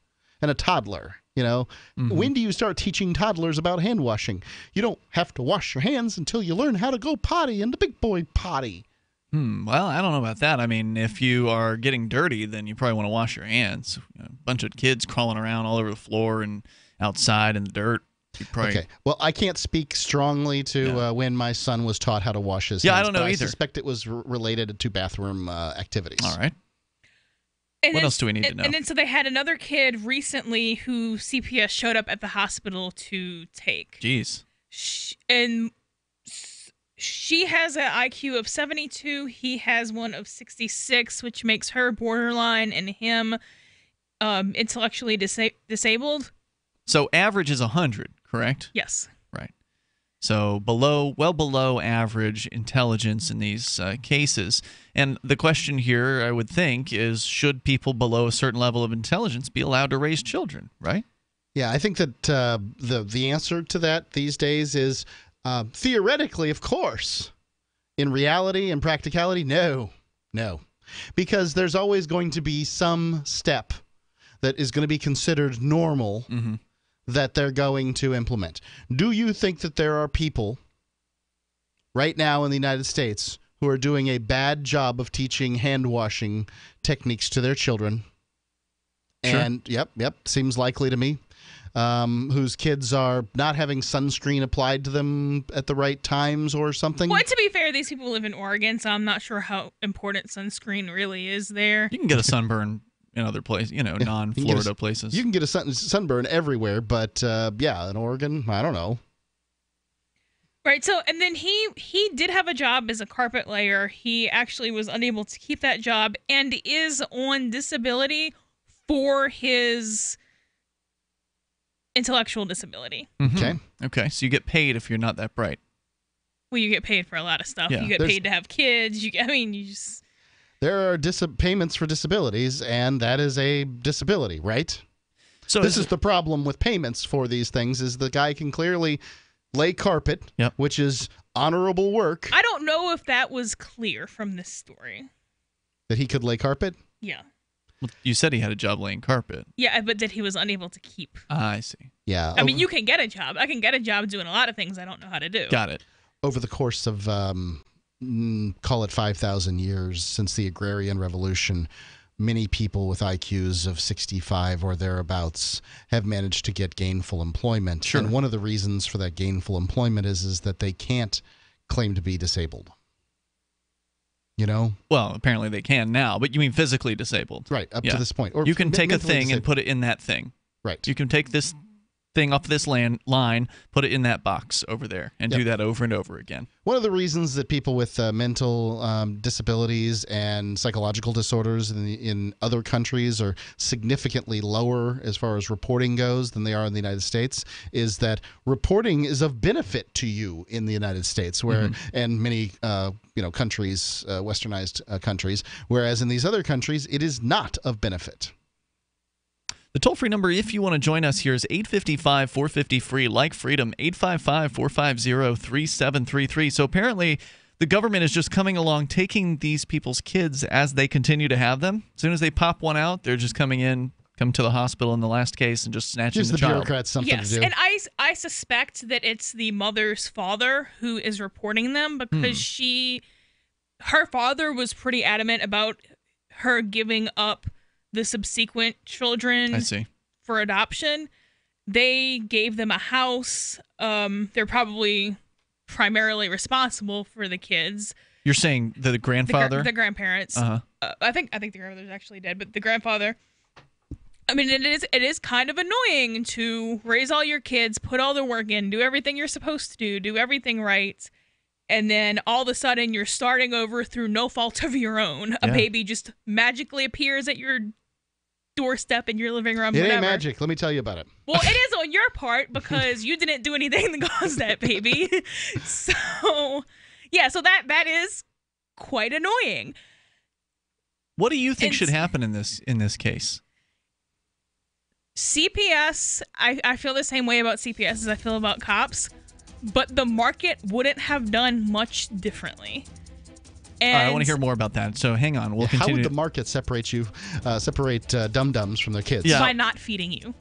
Okay, I want to hear more about that in a moment here. 855-450-FREE, 855-450-3733. You can take control of the airwaves and bring up what you want. We're talking about some people getting their kids stolen from them by the government. This is Free Talk Live. Is that Ellen painting her garage? Yesterday she was trimming her hedges. What's her secret? I heard she was eating this new super berry called the aronia berry. Aronia what? Aronia berries from superberries.com. They're known for having one of the highest levels of antioxidants that helps with overall wellness. Where can we get them? Go to superberries.com/radio. And right now we get a free smoothie recipe book with our order. Plus we can save $4 at checkout. I can't wait. I've got lots of projects I need to get done. Yes, you do. Choose health. Eat purple. Superberries.com. If there's a toxic chemical, biological, gas, smoke emergency while traveling at home or on your job, are you protected? Are you prepared? There are over 400,000 fires in the USA every year. Up to 85% of all deaths in a fire are due to smoke inhalation. 3 minutes without air and we as humans will die. Be prepared and escape safely with our Safe Escape smoke hoods, giving you up to 60 minutes of breathable air protection. Order yours online at ase-safety.com. That's ase-safety.com. And get up to 40% off plus free shipping. On Free Talk Live, we're bringing people to the ideas of liberty every day. From wrestling superstars like Glenn Jacobs. You guys really are having an impact, I believe. Like I said, a lot of where I am now is due to listening to Free Talk Live. You changed my mind on some very important issues years ago. To random people tuning in on the radio. I was kind of stuck in the left-right paradigm. I heard your show by chance on a Saturday night. From there, I went on, joined the Free State Project, and become an amplifier. So, I mean, that's really the reason why I amp is because I know that if it wasn't for you guys being on as many stations as you are, I never would have found the ideas of liberty. Your amp will directly change more lives by getting Free Talk Live in front of people looking for talk radio online and on the air. When you amp Free Talk Live, you get perks like access to the AMP-only Facebook group and AMP podcast. Visit amp.freetalklive.com. We've all heard about blockchain assets like Dogecoin, Ether, and Ripple. Bitcoin isn't the only player in the blockchain game any longer. And for those of us wondering how to get our hands on these digital assets, finally, there's a solution. Shapeshift.io allows you to buy and sell between your digital assets and Bitcoin instantly between your own digital wallets. I've used it with ease. Shapeshift.io. There's no account or email address needed. You send them the crypto you want to sell. They send back the crypto you want to buy. It's that easy. Shapeshift.io.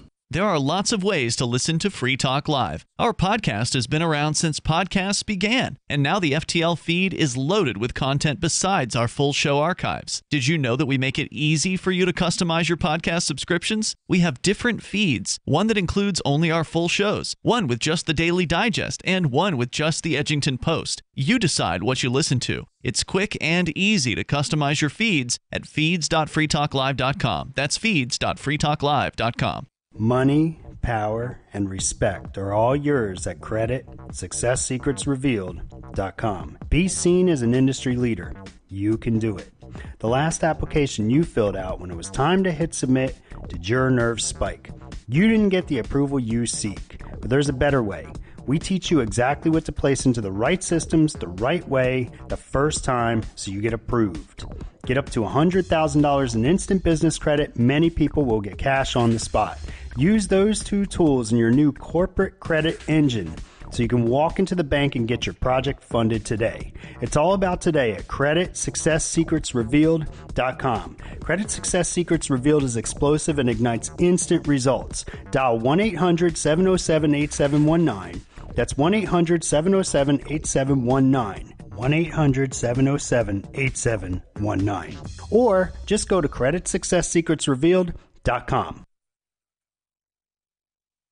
You can connect with the Liberty Radio Network via our Facebook page at facebook.lrn.fm. That's facebook.lrn.fm.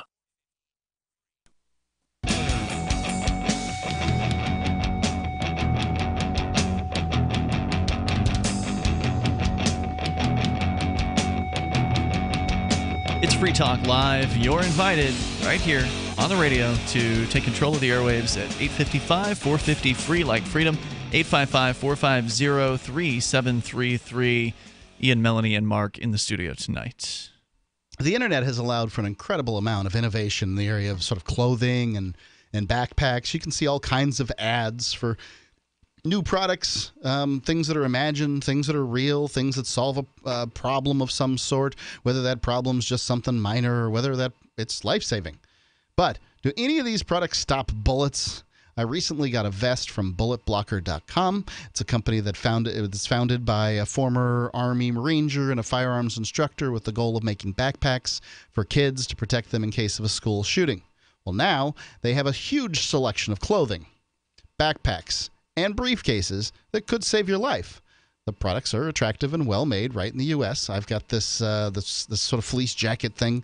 I got it because I figured I could wear it in more occasions than I could, say, a leather jacket or something like that, which is they also have options for. And you've got to have a nice jacket, so you might as well have one that stops bullets too. Get something for the whole family. This isn't the kind of thing you get a second chance at. bulletblocker.com. If the lives in your family are priceless, protect them at bulletblocker.com. All right, so let's get deeper into this here because I'm curious as to what Melanie was saying before we had to go away there for a moment, and about this couple, one with the IQ of about 70, the other was slightly less, 65 or something like that, that had children, and both of their kids have been taken from them by the Child Protective Services bureaucracy. You were just saying a moment ago, Melanie, that you don't believe that the market would also allow these people to have kids, and you suggested it was because they wouldn't get fed. Wait, I'm sorry. Try that one more time. Go ahead. Okay, so, and to be clear, this was a kidnapping. CPS is evil. They need to die like cops, all that, all that other stuff.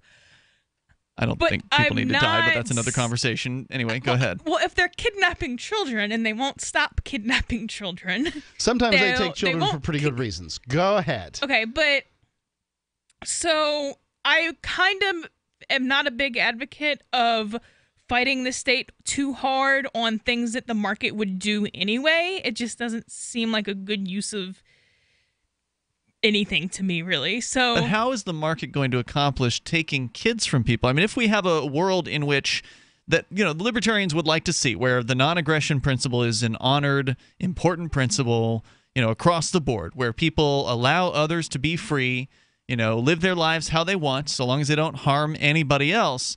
Would the argument be that these parents are harming their kids, and so therefore somebody has the right to come kidnap them? I mean, how would the market handle that? It wouldn't be a kidnapping in a free society, so they wouldn't be able to have kids for the same reason that I wouldn't be allowed or able in a market to have a Lamborghini. But if you can pay for the Lamborghini... if you could pay for it. So and his argument is kind of self-contradictory. He's going to the state and saying, I am unable to perform mundane tasks, therefore I need to be on disability for my mental condition. Right. Also, I am capable of raising a human being. Those two things do not go together. Those are mutually exclusive concepts. Okay. So I sort of agree with you. In a marketplace where the state doesn't get involved and we don't have free money being doled out, what I think you would see is something that's sort of evolutionary in its capacity, in sort of what nature will advise us of, what history will advise us of, is that those with a uterus are much more likely to be able to reproduce than those who don't have one. Right? Like nature considers men to be distributors of genetic material. And oftentimes where the bell curve's a little flatter for us, more likely to be dumb, more likely to be smart, more likely to be risk aversive, more likely to be risk takers, things like that. So yes, I would agree that the man is unlikely to reproduce in the marketplace. However, I think the woman will be able to find somebody who will impregnate her, take care of her, and those sorts of things. So, right, and that might be true, although in a free market, it's probably not a good idea to have someone who's reportedly rolling over on your child and squishing them to invest in them and invest your future in that. Some guy might still do it. Oh, come on. But I mean, it just of all doesn't the seem bad like a choices, particularly good investment, and the market would kind of curb bad choices that are pretty rampant in a welfare state. Okay, but are you saying? But once they, so even the disincentives from anyone breeding with these people, I mean, they bred with each other, so that's not necessary. These two individuals. So they bred with each other, so that's not necessarily a factor. But if I go out and buy a Ferrari and it costs, $800 a month in maintenance and security and locks and stuff, I can't afford that. I'm not going to be able to keep it. And because there's a demand for Ferraris and I am unable to pay for the maintenance on a Ferrari or a Lamborghini or whatever ridiculous car I said, then what the market is going to make me do is get rid of it. Yep. So if you have someone who is unable to work to the point where they can't take care of themselves, much less four children or two children and a wife, and she didn't have a job either, and the grandfather of the children, her father, seemed getting awfully annoyed with this, all these extra mouths to feed. Hey, let's make another one for Grandpa to take care of. Yeah, after he told her to put the third one up for adoption, they then had a third then they then had a fourth one. So yeah, I'd be pretty annoyed. Though he gave them a house, he seems to be pretty annoyed and disinterested in the whole situation. So they don't have some other enabler / benefactor paying for all of this. If in a free market you go and accrue more assets than you can manage, the free market will have something to say about it. CPS will not show up at your door and kidnap your children, but you're going to then be in a position where you're telling me that you're so mentally deficient, that you cannot do mundane tasks because you can get jobs doing mundane tasks. So that is not going to be enough to, because it's zero, is not going to be enough to support the maintenance of, a young human being. So are you saying, let me see if I'm following this. Are you saying that if, you've got this couple, they're not so bright, they are saying they can't work, so in the free market where there's no government welfare program to incentivize having kids, because you get a check for every kid that you have with the government system, you wouldn't have those incentives to have the kids. If they went to the Salvation Army or whoever it would be that they would, go to a church of some sort, say, hey, look, we are not able to take care of ourselves. Can we get on some sort of assistance program? The church might say, yes, but, we're going to restrict you from having any children from this point forward. Are you saying that the free market charities and things like that would put more restrictions on these people as far as, this is what you have to do if you want to get our support? If there was a free market in charities, somebody would open the charity that offered $5,000 for a tubal ligation and $500. Right, that's what I was going to say. Where they would have to agree to. It ought to. That's what I was going to get to. Where they would have to agree to, make sure they could not have children in order to receive the assistance. Is that kind of what you're getting at? That would occur too. I don't know that every church would do that, because some churches are really... Some wouldn't, yeah. Some wouldn't. But then would the ones that don't be able to, on their own, support everybody who can't figure out how to take a pill once a day? Yeah. Good question. I think the answer to that is probably not. I don't know. And people kind of get irrational when it comes to supporting kids. They want to do it regardless. Mm-hmm. But there's also a demand for children. Some people can't have their own and they want one. So and the kid's going to be okay. And that's the argument that you always get from statists and some weird libertarians. The kid's going to be okay. The Lamborghini is not going to sit there and rot. It's an expensive asset that people want. Somebody's going to take care of it. They might insist that they be the one to drive it around if they're going to be paying for the oil changes, but it's going to be okay. The kid's going to be okay, and the Lamborghini's going to be okay. The toll-free number tonight, 855-450-FREE. I definitely like your vision. I think we need to explore it a little bit further, though. 855-450-3733. You can take control of the airwaves here. What do you think about all this? It's Free Talk Live. Do you want to help build a better financial system for everyone? Join Dash. Dash is digital cash, a digital money platform designed to replace cash and help people manage their own wealth. It's fast and easy. Fees are low and transactions are confirmed instantly. Dash is decentralized, run by users who earn rewards for helping run the network and make governance decisions. Help people take control over their financial future today. Find out more at dash.org. You've said it yourself. We need a healthcare system that focuses on health, not sickness. Health insurance pays for treating sickness but gives you nothing for being healthy. There's a free market healthcare company that gives you freedom from health insurance. They give you a proactive health assessment daily, no charge 24-hour access to doctors. Check them out right now at healthexcellenceselect.com. Any kind of doctor, traditional, integrative, chiropractic, acupuncture, and massage. You'll love the service and price. healthexcellenceselect.com. healthexcellenceselect.com.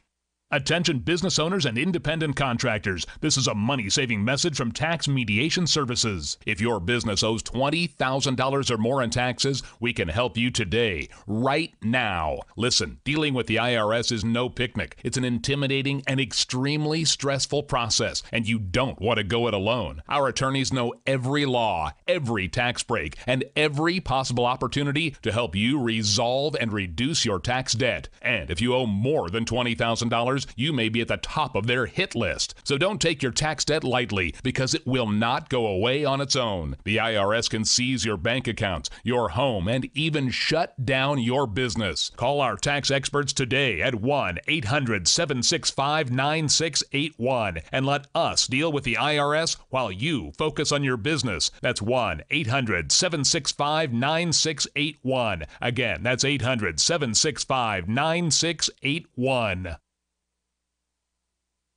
Understanding your credit score is the first step towards managing and improving it. This is Charlie Sundstrom with your Van Dyke Mortgage Minute.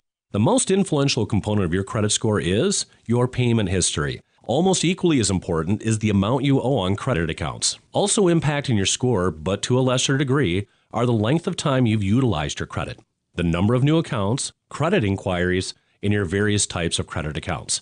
To help achieve or maintain a healthy credit score, have a system set up to assure your bills are always paid on time. Don't max out your cards. It's better to have a high credit limit with a low balance. Never close old accounts. The age of these can actually help your credit score. But don't be afraid to use your credit. You need several accounts in order to have a credit score. Just keep the corresponding payments within your means. For your mortgage pre-approval and refi needs, start by visiting VanDykeMortgage.com. Corporate NMLS 3035. Van Dyke Mortgage is an equal housing lender. Charlie Sundstrom, NMLS 134251. DVD, books, music, instruments, periodicals, computers, software, electronics, photo, cell phones, office products, home and garden, bed and bath, furniture, kitchen, pet supplies, automotive, hardware, apparel, shoes, jewelry, grocery, healthcare, sports and outdoors, toys, games, used, and more. It's a department store at your fingertips. Shop.freetalklive.com. Get all your shopping done, get a great deal, and a portion of your purchase goes to benefit Free Talk Live when you enter Amazon via shop.freetalklive.com. There's no better app for tracking the value of cryptocurrencies than CoinCap. I've had a lot of apps for tracking Bitcoin, but none that's ever been able to track 500 digital assets at once. Their best feature is the Altfolio. I love this thing. You enter how many Bitcoins, Ether, Dash, Doge, or whatever else you have, and it tells you how much your crypto is worth. You can watch yourself get rich. If you have crypto, go right now to coincap.io, or you can use the Apple Store or Google Play to get the app. I love CoinCap. coincap.io. While our satellite channel is free to listen to, it's not free for us. You can help us cover our satellite costs with the chip in on the right side of the page at lrn.fm.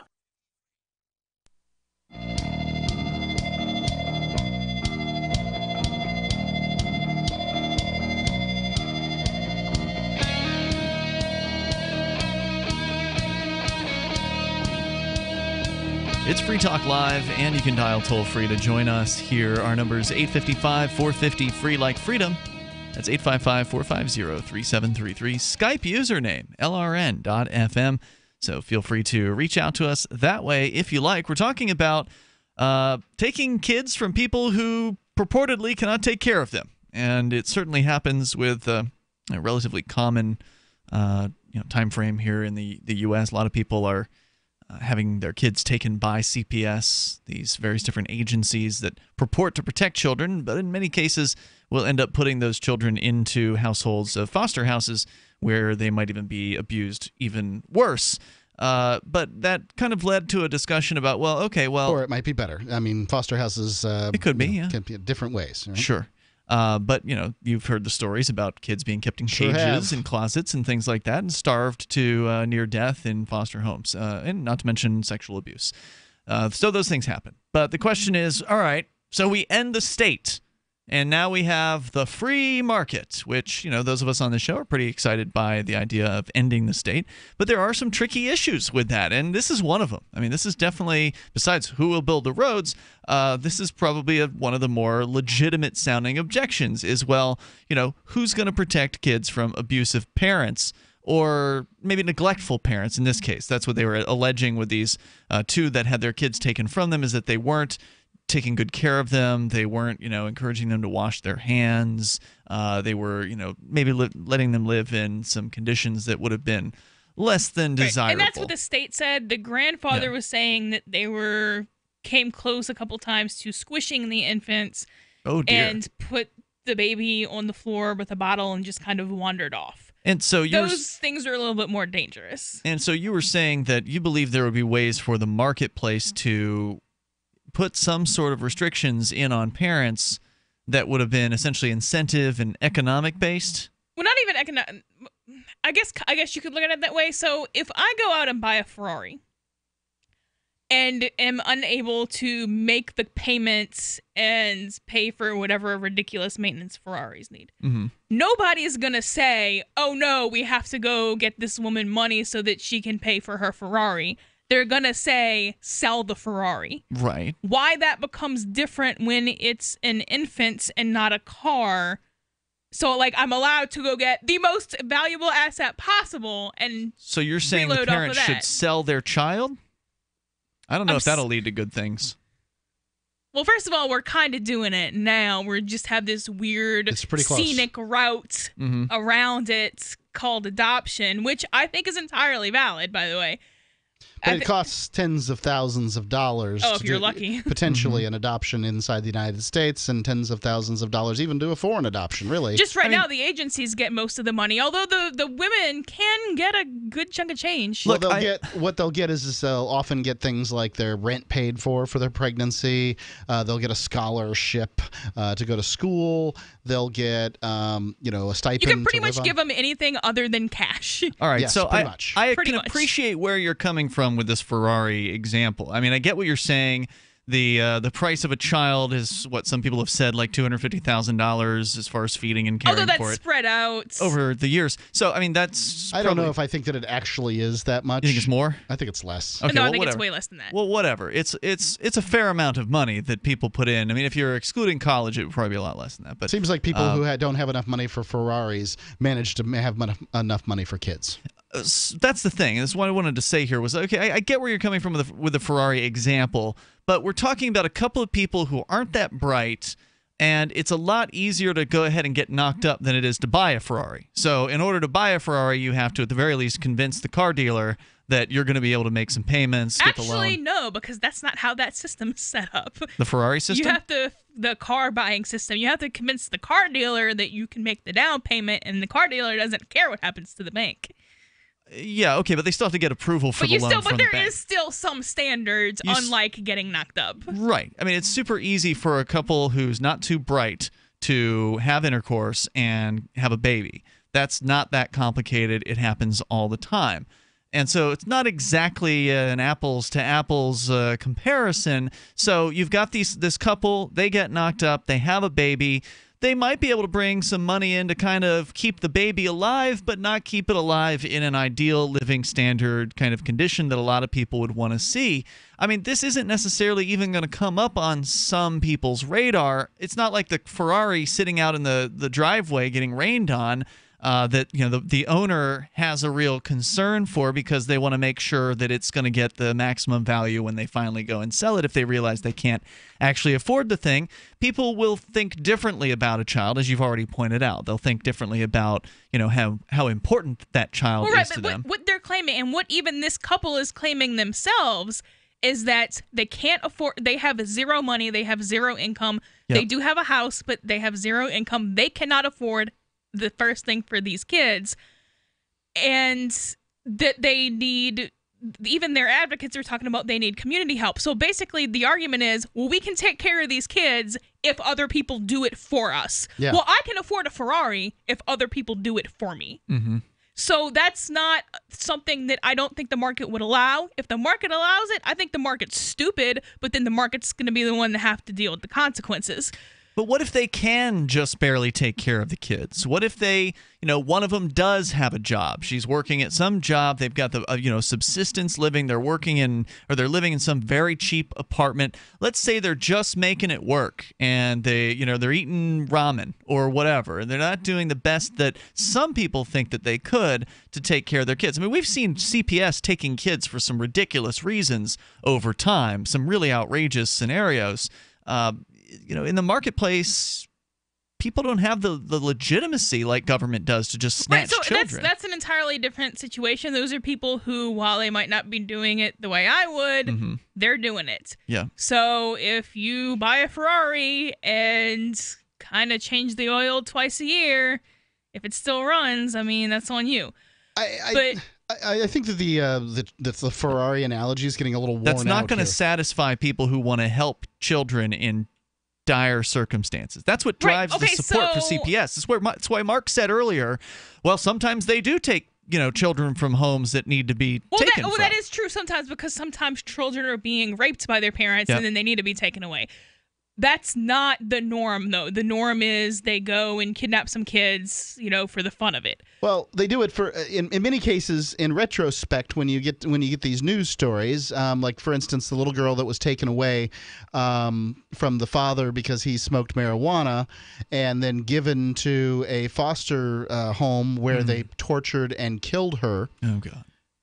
Well, yeah, like maybe it should have stayed with the dad who smokes pot. Right. If the parents, like, what it has to come down to is you basically have to have a life or limb situation going on in order to take a kid, in my opinion.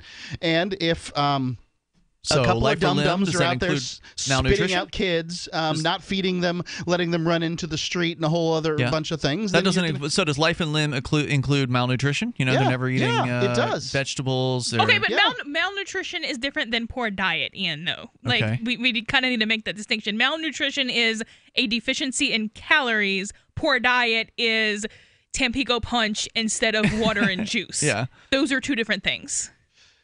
She's right. That's the difficulty is if there are people right now in the United States that are making poor decisions on health, and things that their kids eat. The good things I can tell you about young people is they're very resilient. You get them the calories.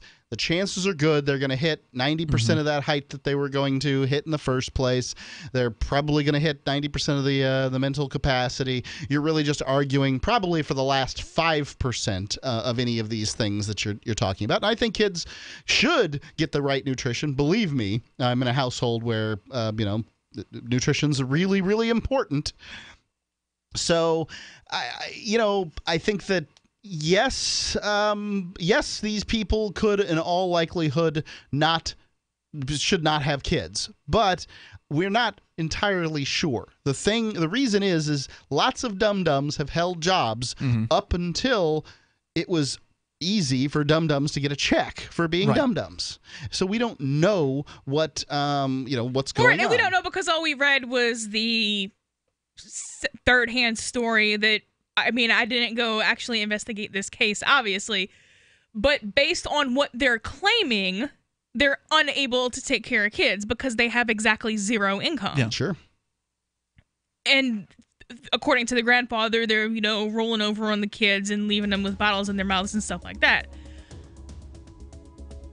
The market would handle it. First of all, in the market, it would be expensive to go take a kid away because if you go take a kid away in the market, now you have a kid. Right, that's true. And I imagine there would be some kind of lawsuit by some of the people who had their kids taken. That gets to the question of courts in an arbitration in a free marketplace, which gets things a little more complicated. More coming up. Free Talk Live. Have you wanted to get into Bitcoin mining but don't want to deal with the hassle and frustration of operating the mining hardware? Let pool.bitcoin.com handle it for you like I did. For an investment of as low as $129, you can have a lifetime mining contract and support the Bitcoin network. If you already have mining equipment, you're invited to join pool.bitcoin.com. It's the most profitable pool for miners, paying 120% of the block reward. That's pool.bitcoin.com. What's more profitable, running your business or doing bookkeeping? Doing your business, of course, but you want to keep your books so that you can maximize your tax savings, right? What if I told you that there's a person that's a bookkeeper, accountant, and law school graduate that's also a hardcore libertarian? My name is Melanie Johnson, and I hate the state. I will aggressively help you to minimize your tax exposure and maximize profits, all while staying within the law. Melanie's your best choice for your taxes and bookkeeping needs. Go to tax.freetalklive.com and check out our website, tax.freetalklive.com. When you hear the word lobbyist, you probably think about greedy corporations, but not all lobbyists are the same. Some are fighting for the freedoms you hold dear. Liberty Lobby LLC is doing just that in New Hampshire, working hard to represent you, not some special interest group. You can help by going to libertylobby.info, where your contribution will give us the tools we need to ensure that your voice is heard. Visit libertylobby.info today to find out more.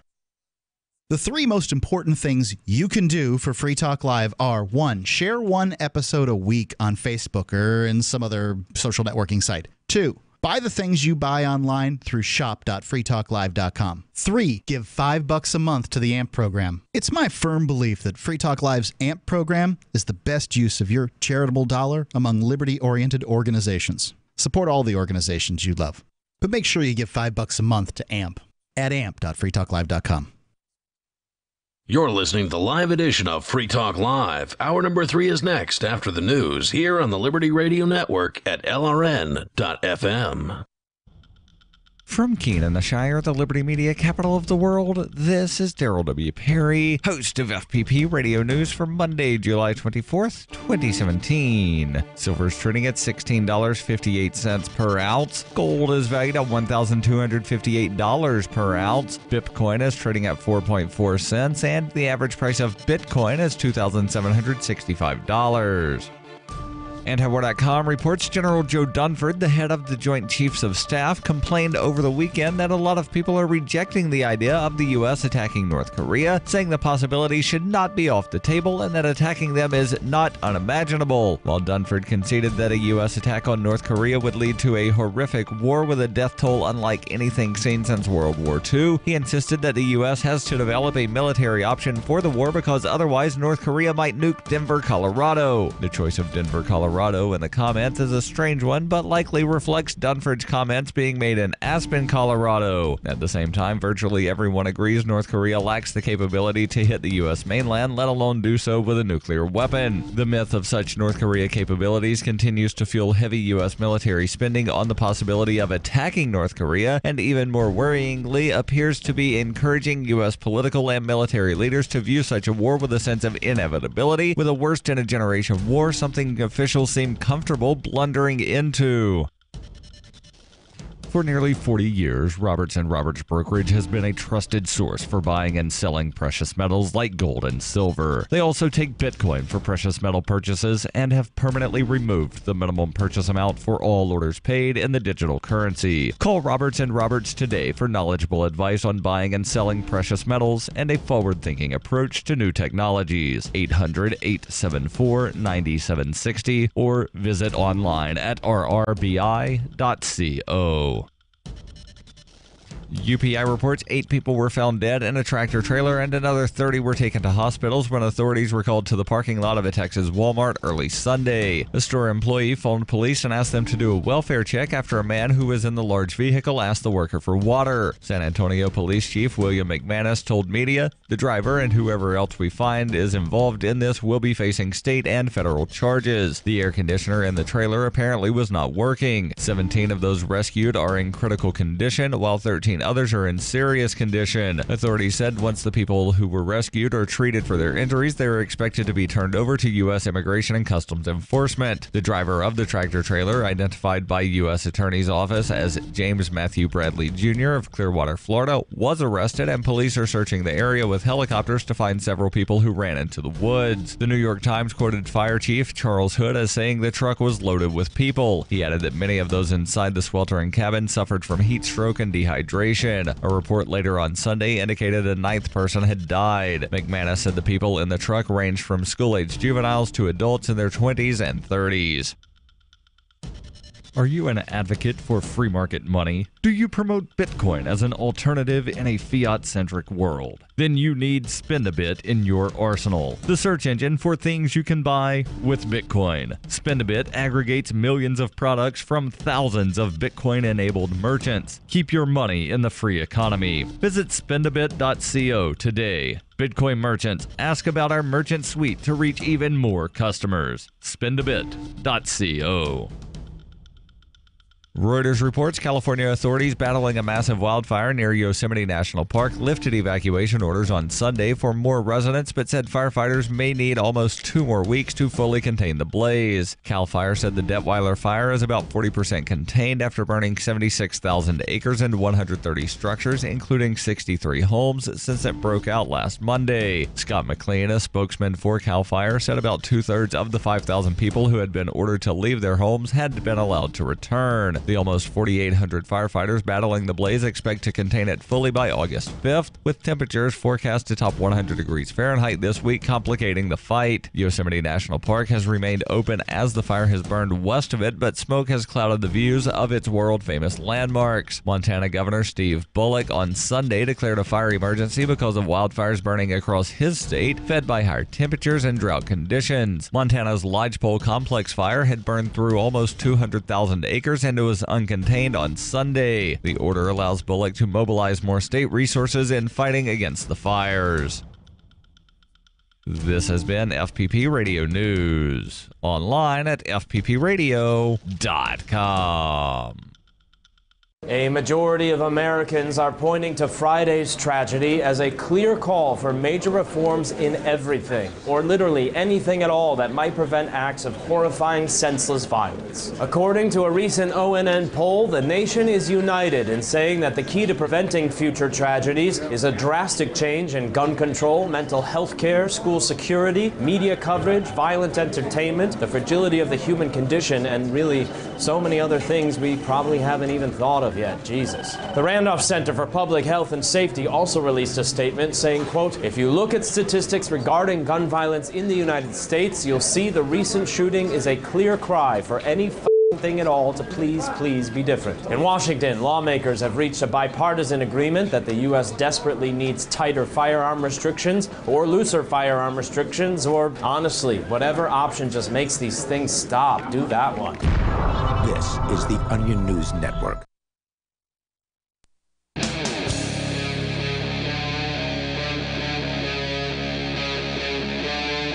Free Talk Live. It is Free Talk Live, and you can bring up anything that you want. Our number here is 855-450-FREE, like freedom.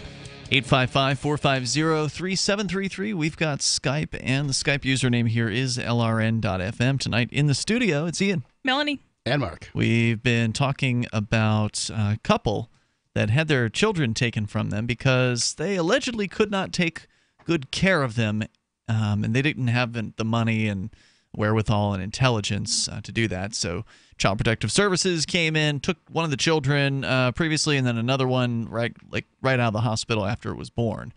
And this led to a discussion, for those of you just tuning in, about how could the marketplace, if we didn't have a coercive, monopolistic, violent state, and we had a true free marketplace, how would that market be set up to disincentivize people who shouldn't have children from having children? Well, by making it cost money, first of all. Well, right, and because the government welfare programs wouldn't exist in the first place, which incentivizes people who shouldn't have children to have children because they get paychecks for those children.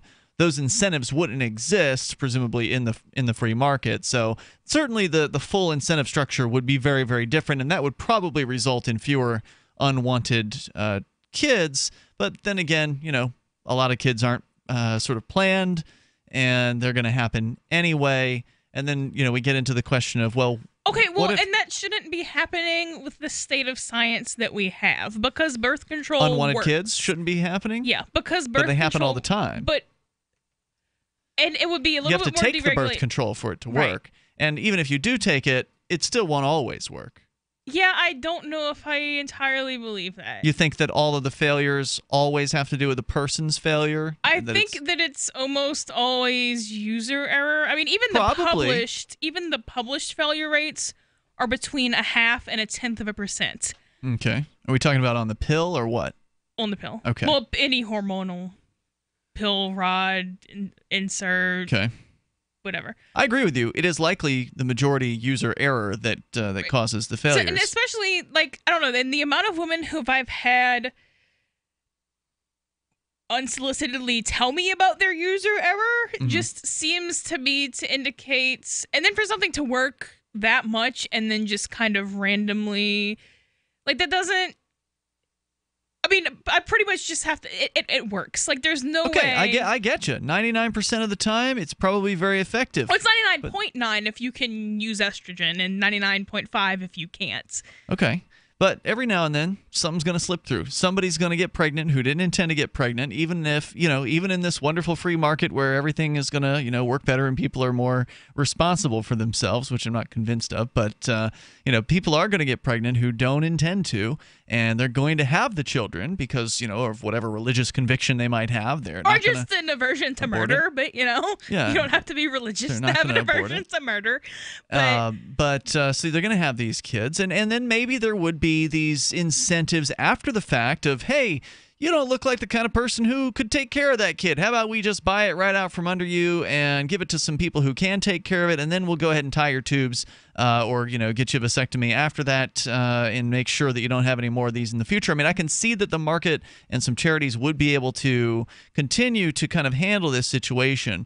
Well, I mean, and so, first of all, all unplanned children aren't catastrophic. A lot of them are. No, that's true. But they're not, so you can have somebody who has a good job or their husband has a good job, they have a house, they're not completely opposed to having a kid, and they did something stupid and they had a kid when they didn't. A lot of those people will say that their kids were the best thing that ever happened to them, even though they didn't intend it. And so those people are going to be fine. But in a free market, because right now it's if you decide to just, not be too serious about it, skip some days. I've had women tell me they just skip the whole week. Okay, you can't do that. It don't like every other medication in the universe. It only works if you take it. So, but what about the situations? There's not really that much of a threat right now, because right now, if you screw up. Okay, so what government about, writes you a check? What about the situations where somebody does have a kid, despite all the disincentives? They do have a kid. They're not really able to take care of it, or worse, they're abusive towards it.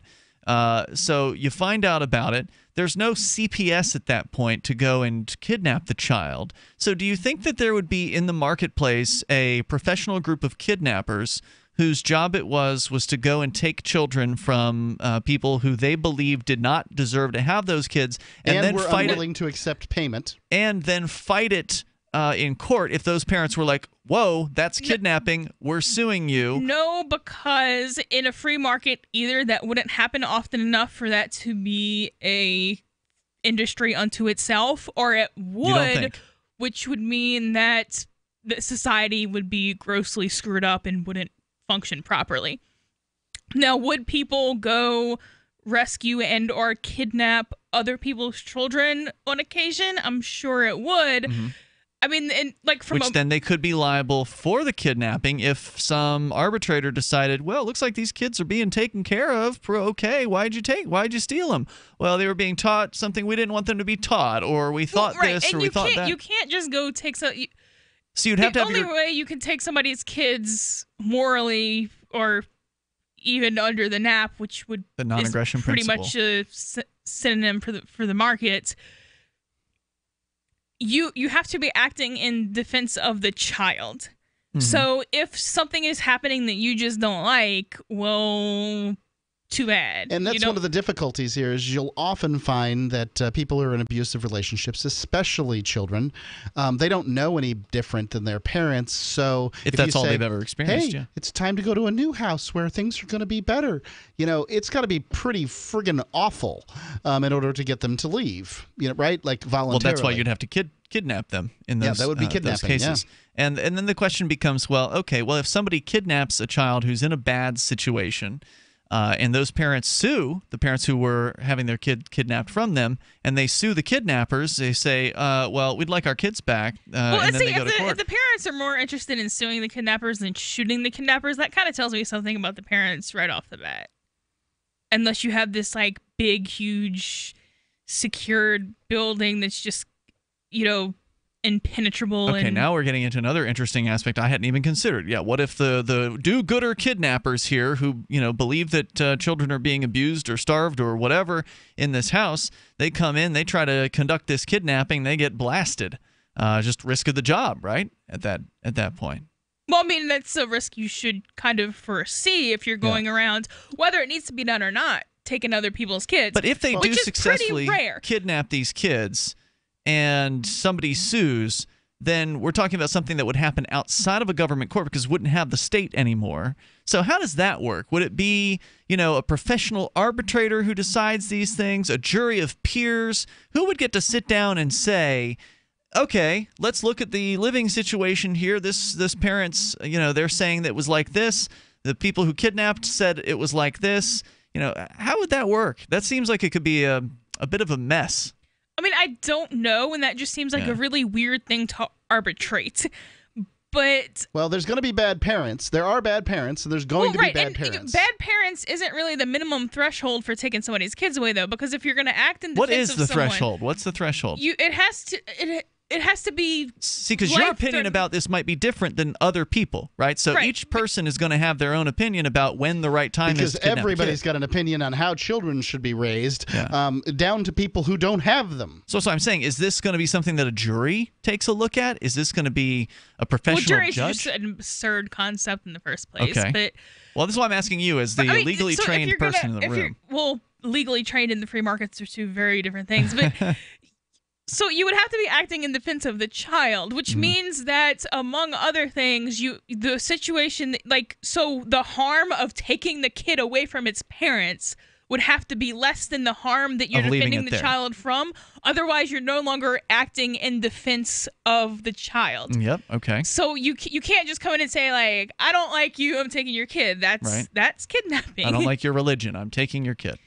And I mean, you're not feeding them enough vegetables. To justify that harm, I mean, I think you pretty much need imminent death or rape, is kind of my standard.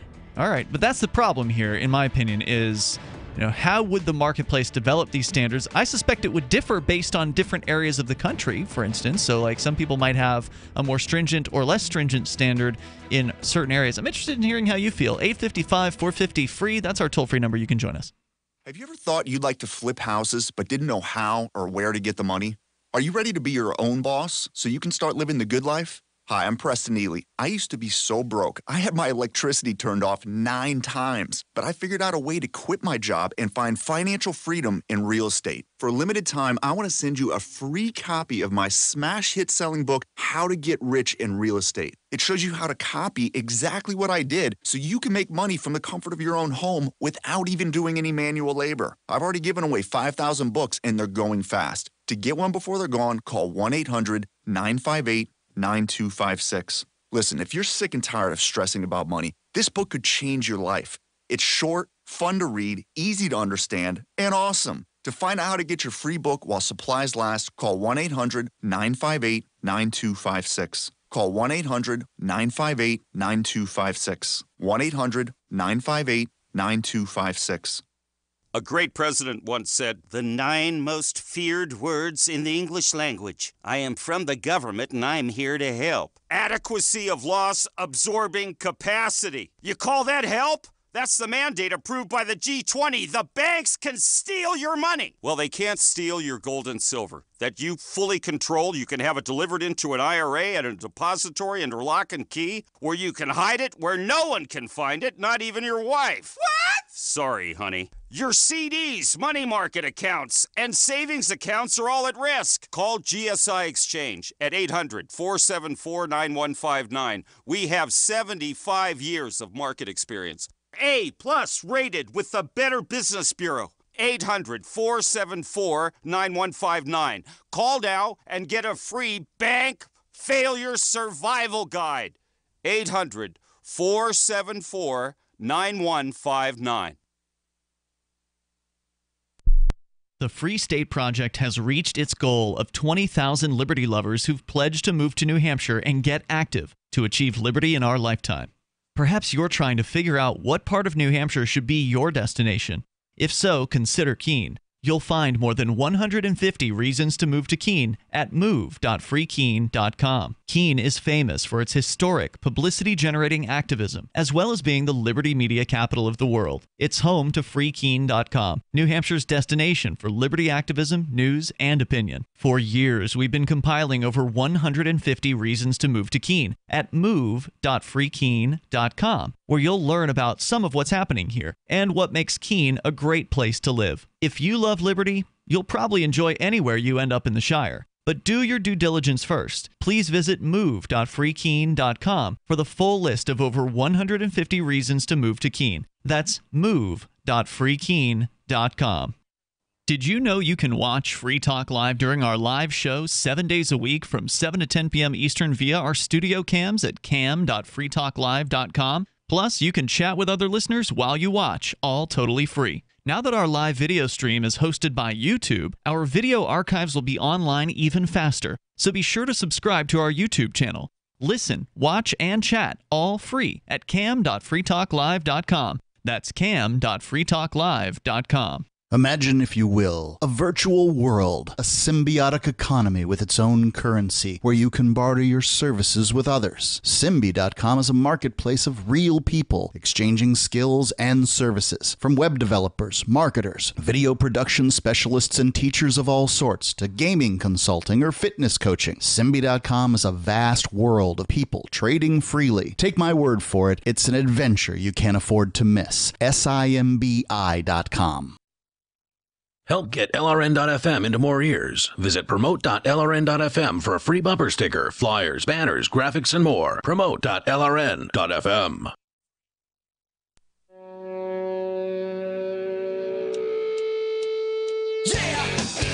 It's Free Talk Live. Dial on in toll free. Join us on the radio waves if you want. Our number here is 855-450-FREE, like freedom. That's 855-450-3733. You can join us online. Head on over to freetalklive.com and enjoy the features we have on the site for you. Now, Melanie, we mentioned this earlier. You are an accountant by trade. You can handle accounting work. You can handle bookkeeping. And you can also do people's taxes for them. In fact, you're basically in the middle of launching your own tax preparation business. Is that what you want to call? What do you call this sort of thing? Melody's bookkeeping and taxes. I do taxes and then bookkeeping work. Bookkeeping is basically, because most people can add the money they get in and subtract their bills, but bookkeeping is basically tax prep for the most part. And you, as somebody who knows, this world inside and out, the ups and downs and what you should do to avoid paying taxes as much as legally possible. And because of your law degree that you've got, you're probably a little more prepared for this than the average bookkeeper, perhaps. That's a great point. Yeah, they might not know all the kind of constitutional arguments to where maybe the IRS said something, but they will definitely not win, or they know they won't win, so they won't really push it or something like that. And so you can actually have Melanie work with you on your taxes or accounting and bookkeeping and all of that. Like she's working with my family. And you can find her website by going to tax.freetalklive.com. Obviously, a lot of people are going to be interested as tax season rolls around, but why would somebody want to go ahead and get in touch with you sooner rather than later? So if you have me do your bookkeeping and I'm looking through your books and seeing what's going on, in addition to kind of keeping track of everything, telling you how much money you're making or losing, I can tell you things that you should. So if you come to me in April, I can't tell you buy a piece of equipment in December so that you'll have that write-off, because that's already passed. That's a deadline. Okay. Yeah, if you're having me do your bookkeeping, I can kind of tell you the things that you should be doing to prepare, to make sure that you're stolen from as less as possible. Now, isn't bookkeeping mostly for people who have businesses? Yes. Okay. I mean, is it a value to people who just file taxes? If they have, you're doing it for yourself, obviously. Yeah, if they had really complicated assets, a lot of investments or something like that. Yeah, if you had stock or pretty substantial assets or buildings. Gotcha. But for the average person with a 1040 easy, yeah, somebody who's just going to work with I've never had one. W-2. That's since I was a kid. Gotcha. Yeah, wouldn't really use bookkeeping if that's all they had going on. So whether you need help with bookkeeping or just your taxes, personal or business, you can help both folks. Get in touch with Melanie, and you might want to do it sooner rather than later. That way you can kind of get on her list before the rush will likely end up happening next year as tax season approaches. So you can reach her through tax.freetalklive.com. That'll take you right to her website. That's tax.freetalklive.com. I never thought we'd use that subdomain.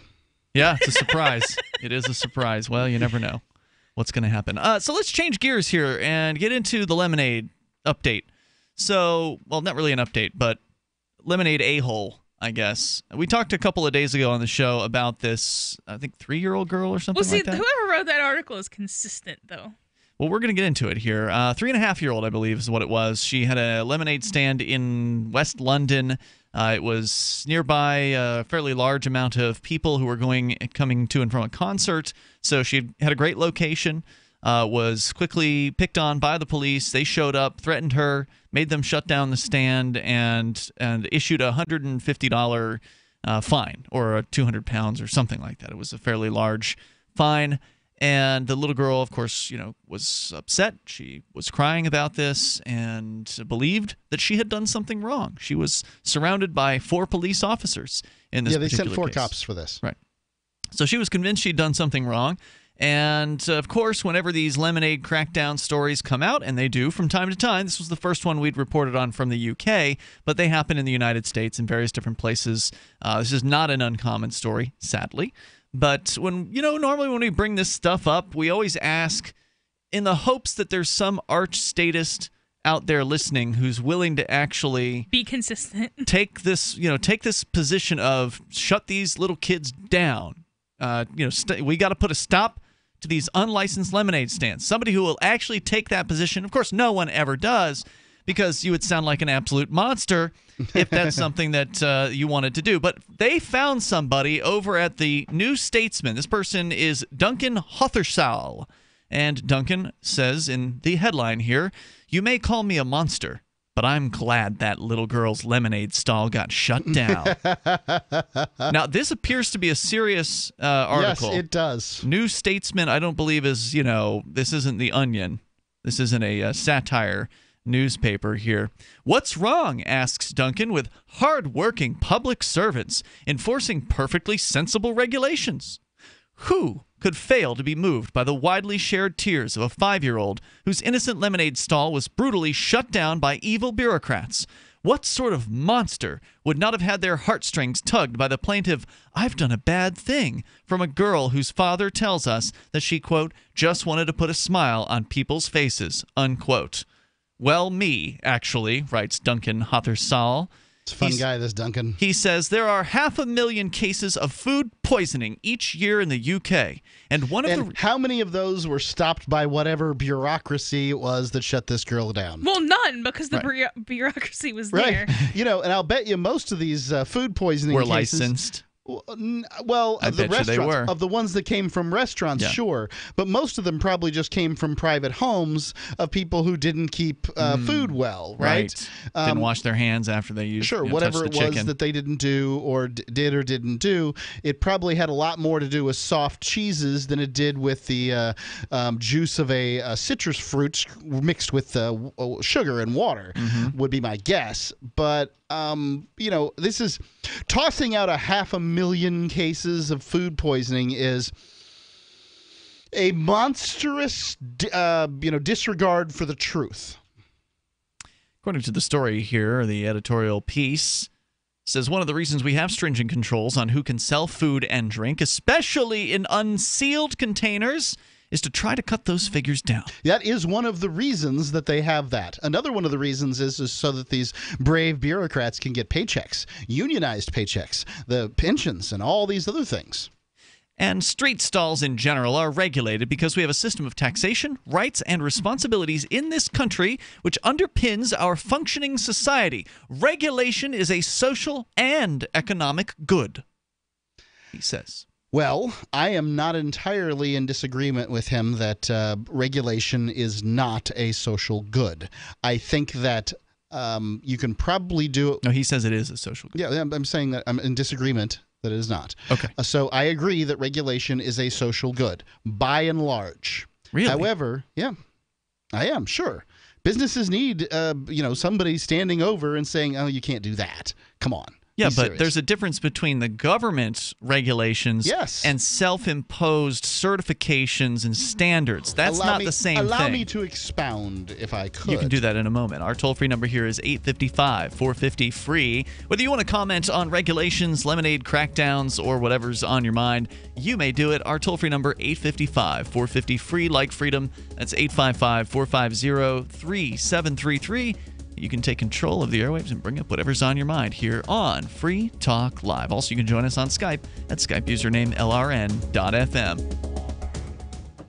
Water is the single most important thing your body needs, so you want to be sure it's the best for you and your family. Since 2005, thousands have depended on Berkey purified water. The Berkey Guy provides the lowest priced filtration systems in every size for incredibly delicious water now and in an emergency.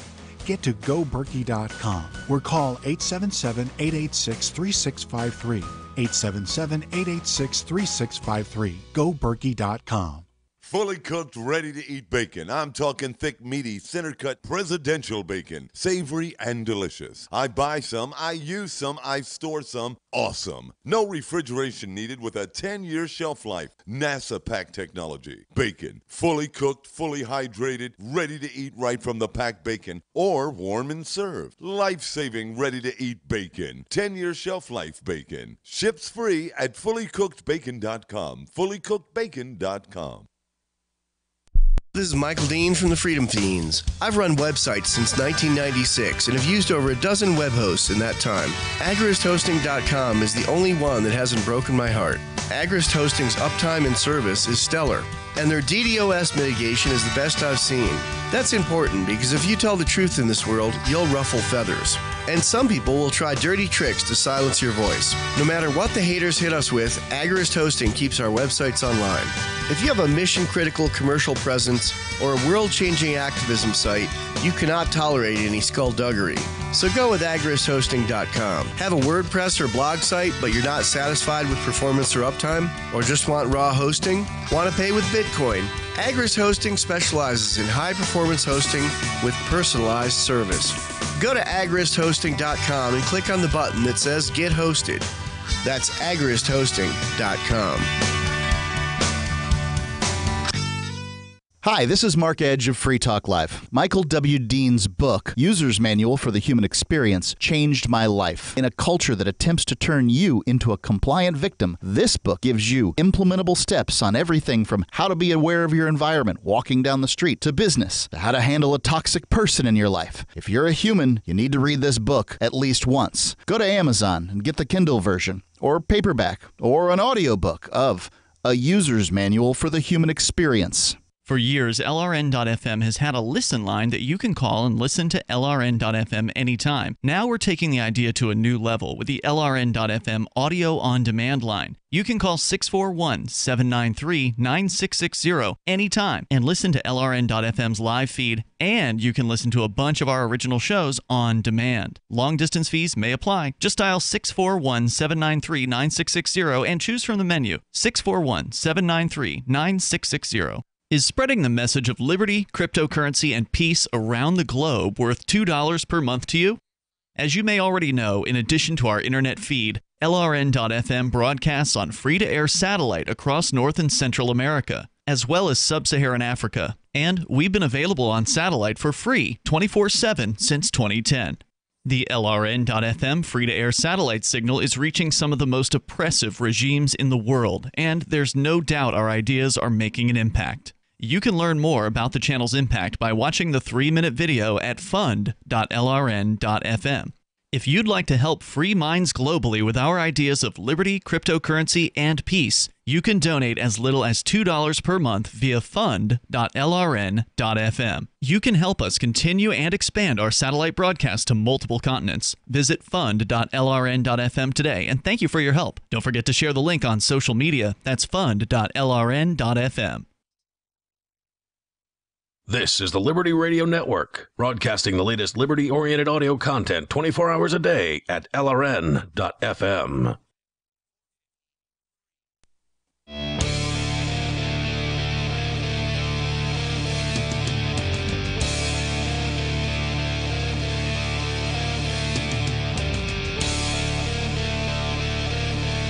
Free Talk Live. You dial toll-free if you want to join us on the radio. Our number here is 855-450-FREE, like freedom, 855-450-3733. We've got an article here from an arch-statist who really does believe that it was a good thing to have the police crack down on a little girl's lemonade stand recently in London, England, which, of course, has happened in the United States and various different places as well. And this guy is going to bat for the state here. He thinks it was just absolutely fantastic what they did. We'll continue to share his thoughts with you tonight. By the way, it's Ian, Melanie, and Mark. Don't forget, if you want to help Free Talk Live out and get your shopping done at the same time, go to shop.freetalklive.com. You can enter Amazon through the links you'll find there, and Free Talk Live gets a cut of the purchase price when you do that. So get your shopping started at shop.freetalklive.com. Speaking of the UK, we've got Amazon UK, we got Amazon Canada, and Amazon US. You just click into the right one for you, and Free Talk Live gets a portion of your purchase at shop.freetalklive.com. Which is any of them, because I've bought stuff from Amazon UK before. Yep, that's true. And that means we would get a piece. So, yeah, shop.freetalklive.com. The author here says that regulation is a social and economic good. And, Mark, you were explaining why you think that's a true statement. Yeah, so what regulations do generally is prevent businesses from doing stupid, harmful, irresponsible things. I don't know if that's true. That's the publicized reason for the regulations. It seems to me that regulations keep people from opening up a business in the first place, from being able to compete and enter the marketplace to offer their service or product at all. They do lots of that, too. Yeah, because they're written by a lot of the people who are already in business who want to keep new upstarts and innovators out of the scene. To be a public good, one must only be good by a small margin. One could be these regulations as they exist, these rules as they exist as regulations, could be better enforced through certification in the marketplace. Mm-hmm. But then they wouldn't be regulations anymore, would they? I mean, don't they pretty much have to be coming down from on high? Regulations were a public good, and I said he that said a social and economic good. Okay, he said that regulations were a social and economic good, and I cannot entirely disagree with his statement because they are a social good, and they are certainly economic. They're not a net good. Not if they keep people out. Even if they have some good effects, which is true of pretty much anything that is that huge, they're by no means a net good, so I don't know if you can call them a good. I don't know if they I can't do the math to be able to decide whether they're a net good or not. If they keep you out of business, they are not a net good. They're hurting people. Okay, so the aspect that you're talking about, people being a street vendor, right? Any business, not just street vendors. Well, that's what we're talking about. That's the specific example. Okay, who's being kept out of business? What are we talking about here exactly? Regulations keep all kinds of people out of business. They operate mainly as artificial barriers to entry. I mean, that's what a regulation is. No, that's more likely licensure. That's going to be difference. No, a license and a regulation is not the same thing. You got to obey the regulations to get the license. So if I open a restaurant, I have to have a triple sink for reasons that just make no sense whatsoever, because it's illegal to wash and rinse the dishes in the same sink. You got to have a $200,000 vent hood. You got to have all kinds of stuff. You just have to have just massive amounts of just completely irrelevant equipment. Most people, or I don't want to say most people, but most of the places I've been in don't really use the triple. I'm not sure what you're even supposed to do with the second sink. Hold on.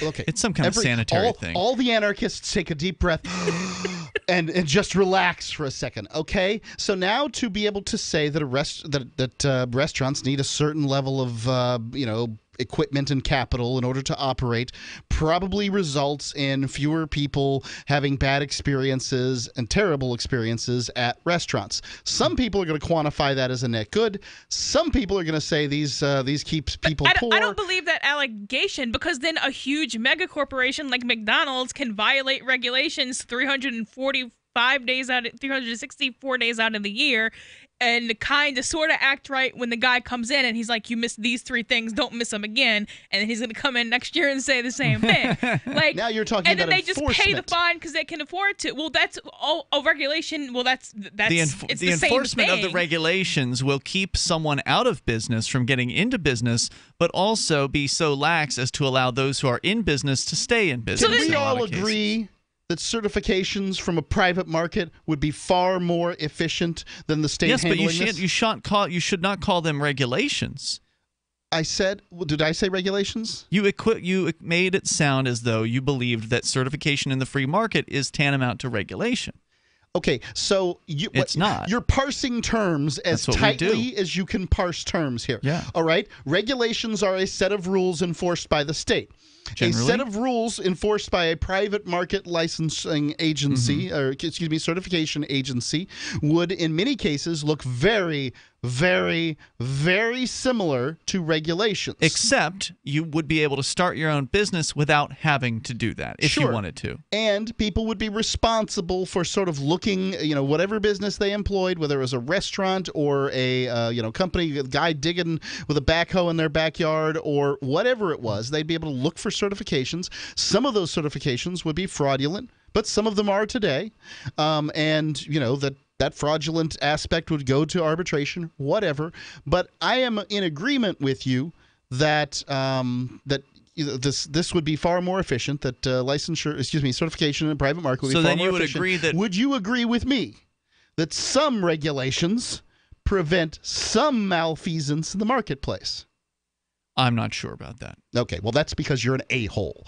I mean, come on. No, I think serious. Regulators are a-holes. The only regulations I can see possibly accomplishing that are regulations on, like, surgeons and maybe bridge engineers and stuff like that. I mean, restaurants, no. I mean, most people can manage to cook food and not die. But, right, insurers would want the bridge engineer to know their stuff, right? They're not going to back construction projects or whatever that are not certified as far as this guy knows what he's doing. Well, right. He's been to school. And, like, I will say that there are some regulations that are less insane than others. So it's kind of less insane to say. There are some regulations that would probably exist as certifications, if that's what you're asking, Mark, but they are not as a whole a social and economic good. They do damage to the economy. That's just a quantification. I'm saying that some of these rules do benefits to the economy. You're just quantifying it differently. But the entirety of regulation is he says regulation is a social and economic good. Can we read the rest of the article? Maybe at some point. Sake. No, at some point we can, but what he's saying is that as a whole, he believes that regulation is a social and economic good. You may be able to get this guy to agree that some of the regulations are bad, but it sounds like you're saying that overall regulation's a good idea, and it's not. It hurts the economy, and therefore that is a social evil. Okay, certifications, every one of these rules that would be inside of a certification would also hurt the economy, okay? If you were able to... Yeah. No, because it wouldn't prevent people from starting their own business. You could open up a hair salon in your own home without regulation. You can open up a restaurant in your own home without regulation, and you can serve people. That's not a regulation. That's a zoning rule. All right, now you're just getting ridiculous. Yes, well, but so are you. I mean, you're parsing I'm the terms. one taking the libertarian position here. What we do here on Free Talk Live is we parse terms. No, we take libertarian positions, and you're the one back in the state. No, you ought to be ashamed of yourself. Yeah, that's all you've ever got is you ought to be ashamed of yourself for disagreeing with me on some minutia. No, you ought to be ashamed of yourself for backing regulation. Private market certification boards, they might certify restaurants and have restaurants up to a certain standard, but then somebody could go and bake cakes in their house and sell them without this certification. Can. No, not legally. Yes, not legally. Not legally. By God, I've bought cakes that people made in their houses. New Hampshire's different, dude. You might be able to get away with it here, but if you start selling cakes out of your house, at some point, some cake maker is going to catch wind of it. They're going to report you to the regulatory board, and some health bureaucrat's going to come down there and demand to see your kitchen and make sure you've got the vent hood and make sure you've got the exhaust system and make sure you got what you won't have. And even if you have, it won't matter because you've never had your initial inspection, so it's illegal You're getting anyway. shut down. There goes your cake operation. There goes your dream of making cakes for people because you didn't ask permission. If you're selling your cake as organic and your cake isn't organic, are you doing a public good? Because I can assure you in the absence fraud. of That's a completely different story. It is organic regulation helps to prevent based. No, it doesn't. No, it doesn't at all. Regulation is codified rules. It's market competition that helps prevent fraud and open certification. More coming up here in moments. 855, 450, free like freedom. This is Free Talk Live. Dash is digital cash, a digital currency designed to replace cash and help people manage their own wealth. It's fast and easy, fees are low, and transactions are confirmed instantly. Pay anyone, anywhere in the world, anytime, for just pennies on the dollar. Dash is the first digital money that's governed by its users. Join Dash and help us build a better financial system for everyone.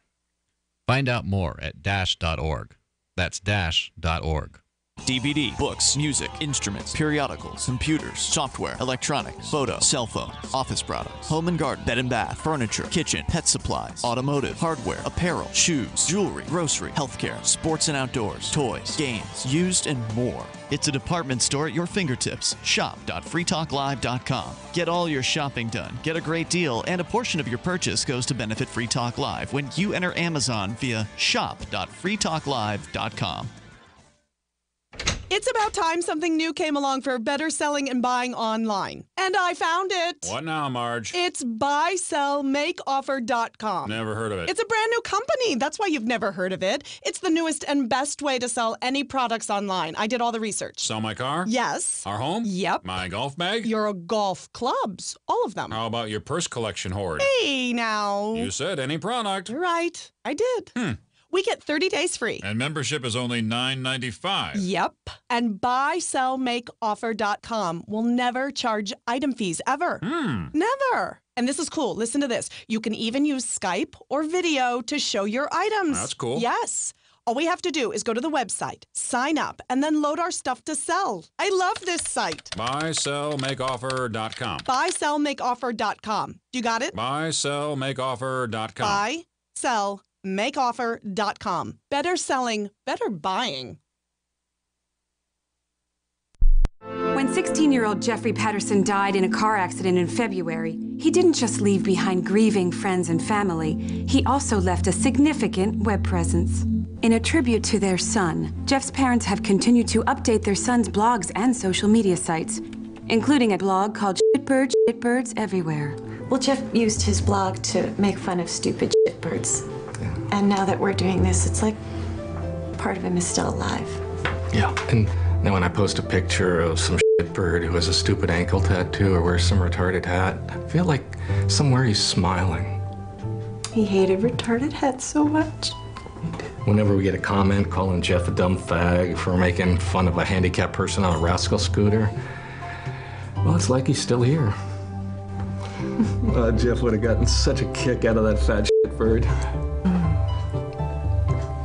He really would have. This is the Onion News Network. The three most important things you can do for Free Talk Live are: 1, share one episode a week on Facebook or in some other social networking site. 2, buy the things you buy online through shop.freetalklive.com. 3, give $5 a month to the AMP program. You likely buy all kinds of things online. Amazon is the largest online retailer. You can get what you need at the same prices with free Super Saver shipping by going to shop.freetalklive.com. Please do your online shopping at shop.freetalklive.com. My name is Jacob Hornberger. I'm president of the Future of Freedom Foundation, which Congressman Ron Paul awarded for having an outstanding freedom website. Write us at fff@fff.org, and we'll send you a free 3-month subscription to our monthly journal of libertarian essays and our booklet, Economic Liberty in the Constitution, which George Mason University economics professor Walter Williams praised in a recent column. That's fff@fff.org. You can sign up to receive the latest about the Liberty Radio Network via our email updates at updates.lrn.fm. That's updates.lrn.fm.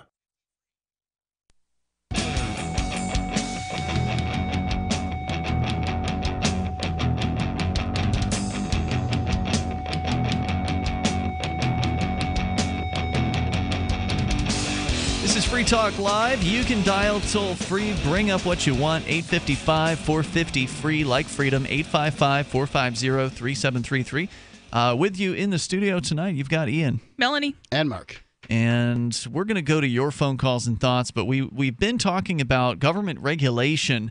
Mark is actually taking the surprising position here that he believes that regulation is a social and economic good. He agrees with this arch statist who is talking about cracking down on lemonade stands, and that has kind of devolved into a discussion that's sort of taken over the original thrust of this article. We'll get back into it coming up here. Also, do want to let you know about freetalklive.com, where you can get signed up for our email list right there on the front page of the site. If you want to be kept up to date with what's happening with Free Talk Live, the latest information from us, announcements, that kind of thing. We do a weekly newsletter. You can see them on our website, so if you want to get some idea from as far as what they normally contain, you can go to click the FTL blog on our site. Or you can just live dangersly and enter your email address, and you'll get some. And if you don't like them, you can, unsubscribe. Sure. Yeah, it'd be terrible for you. You can get once an email or once a week emails. Just put your email into the box on the front page over at freetalklive.com.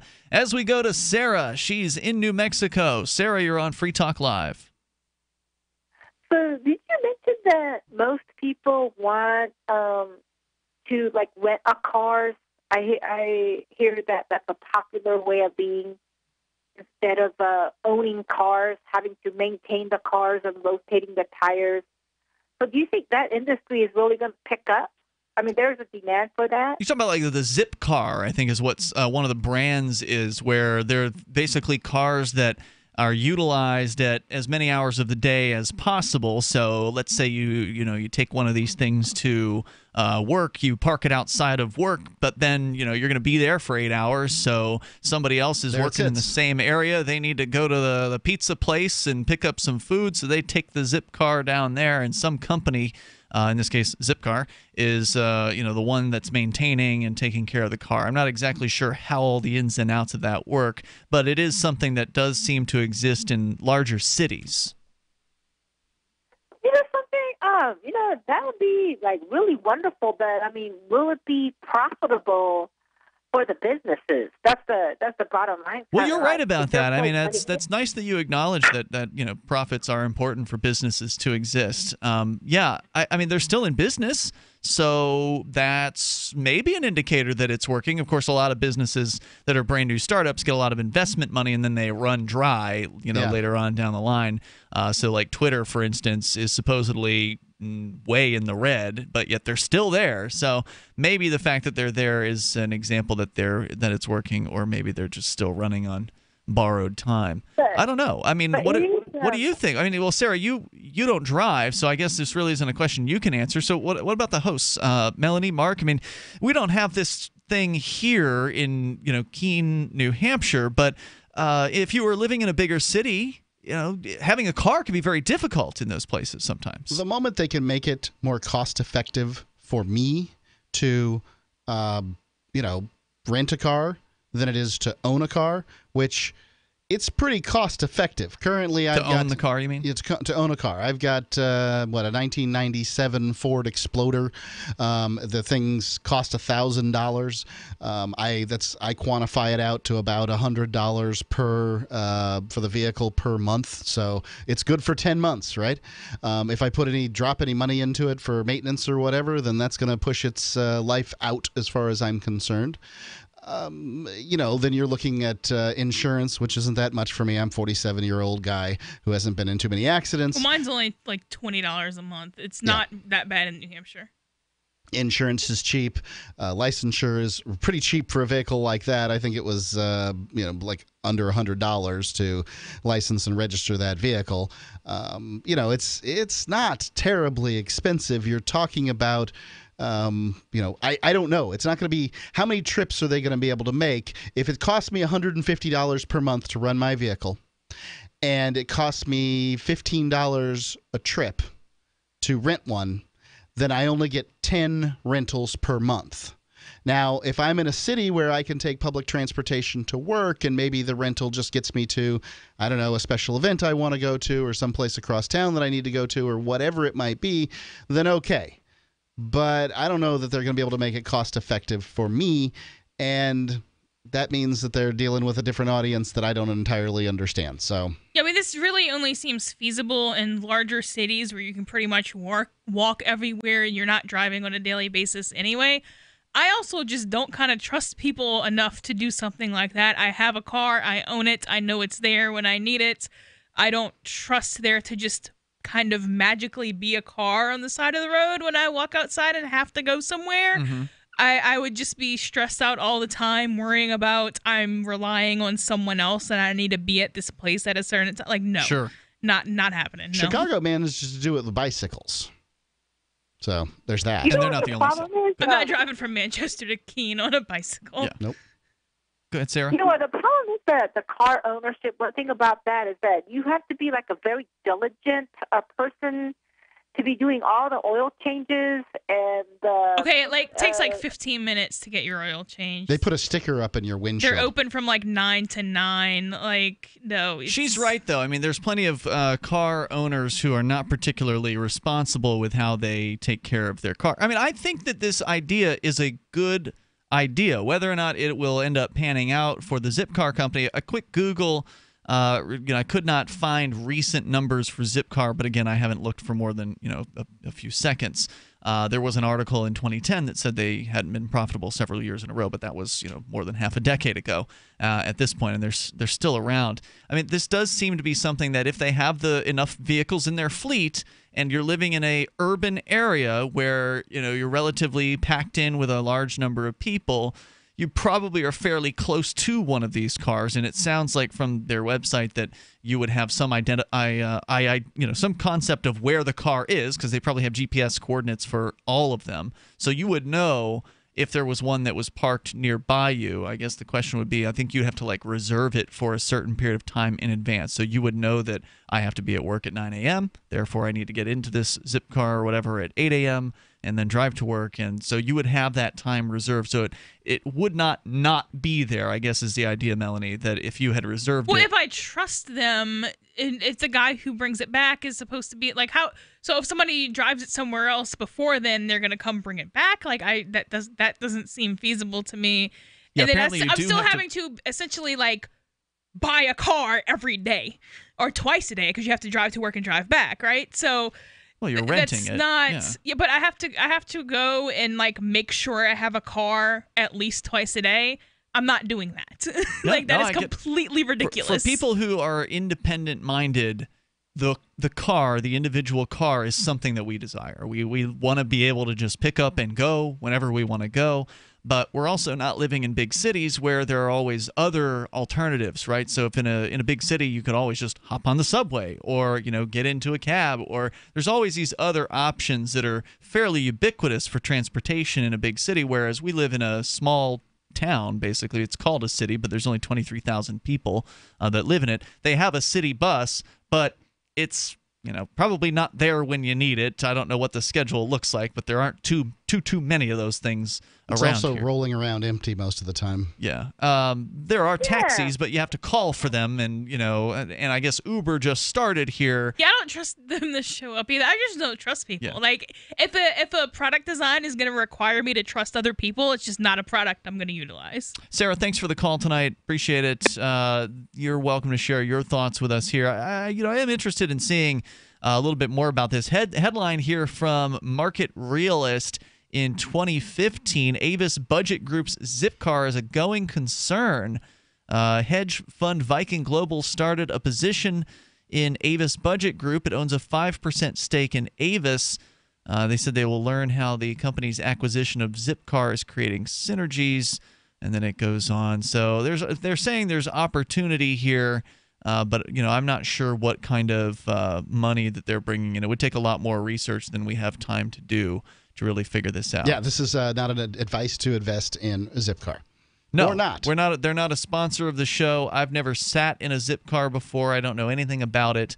But I think that more options is a good thing for people. It seems like an efficient use of a motor vehicle, right? Well, right. The idea is it's not sitting just still all day. Right. And rotting. But if it's being utilized all day, every day, because if it's not, then what you have is an extra car sitting on the side of the road.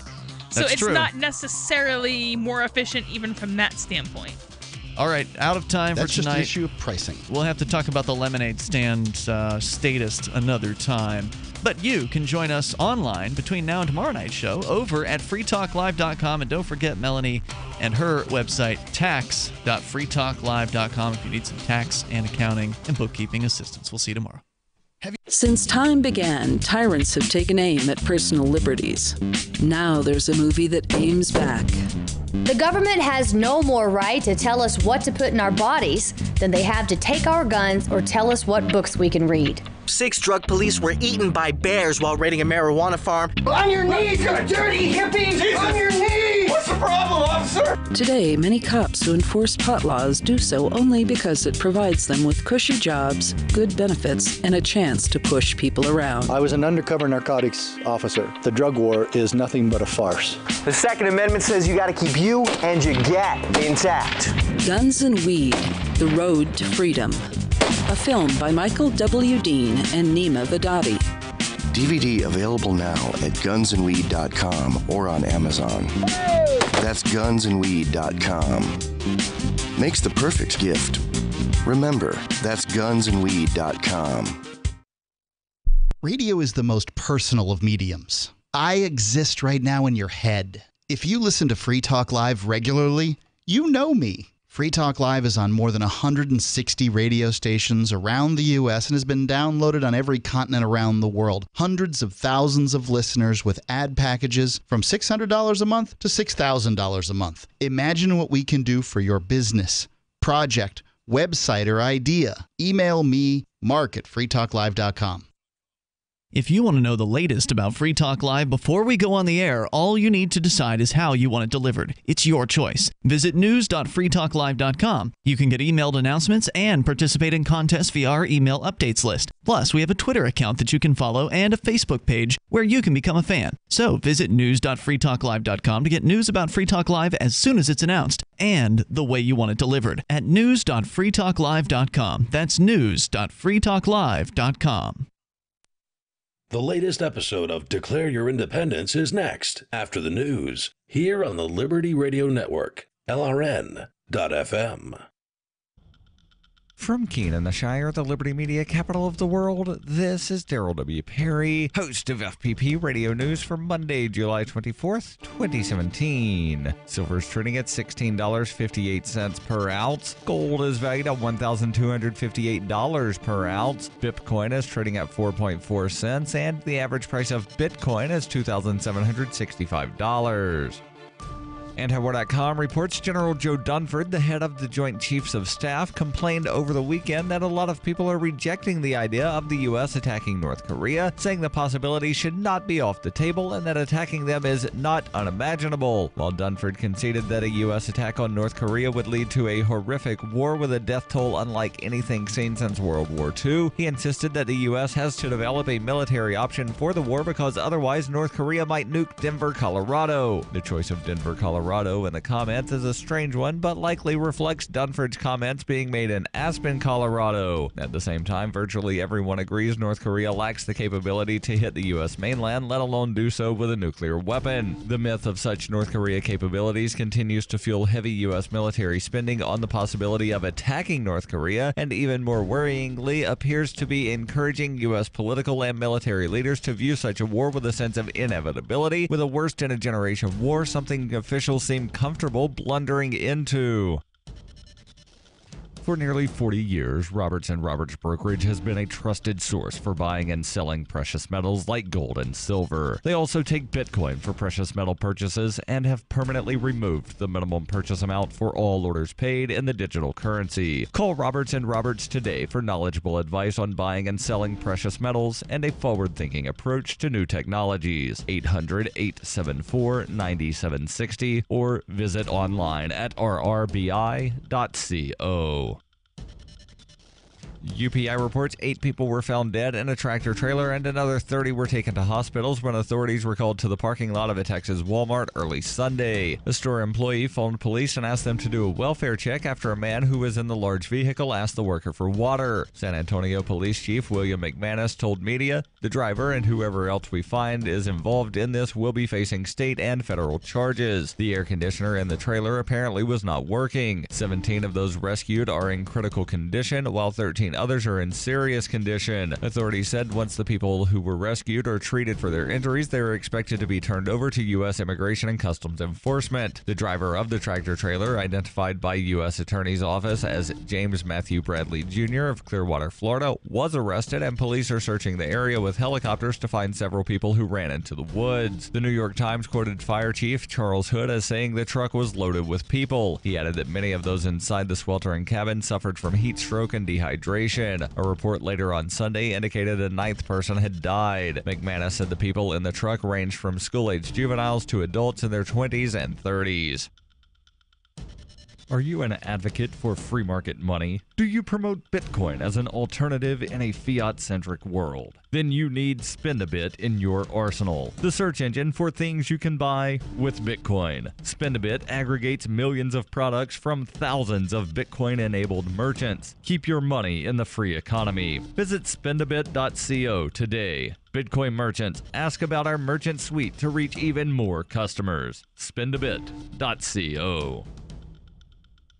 Reuters reports California authorities battling a massive wildfire near Yosemite National Park lifted evacuation orders on Sunday for more residents, but said firefighters may need almost 2 more weeks to fully contain the blaze. CAL FIRE said the Detweiler fire is about 40% contained after burning 76,000 acres and 130 structures, including 63 homes, since it broke out last Monday. Scott McLean, a spokesman for CAL FIRE, said about 2/3 of the 5,000 people who had been ordered to leave their homes had been allowed to return. The almost 4,800 firefighters battling the blaze expect to contain it fully by August 5th, with temperatures forecast to top 100 degrees Fahrenheit this week, complicating the fight. Yosemite National Park has remained open as the fire has burned west of it, but smoke has clouded the views of its world-famous landmarks. Montana Governor Steve Bullock on Sunday declared a fire emergency because of wildfires burning across his state, fed by higher temperatures and drought conditions. Montana's Lodgepole Complex fire had burned through almost 200,000 acres and was uncontained on Sunday. The order allows Bullock to mobilize more state resources in fighting against the fires.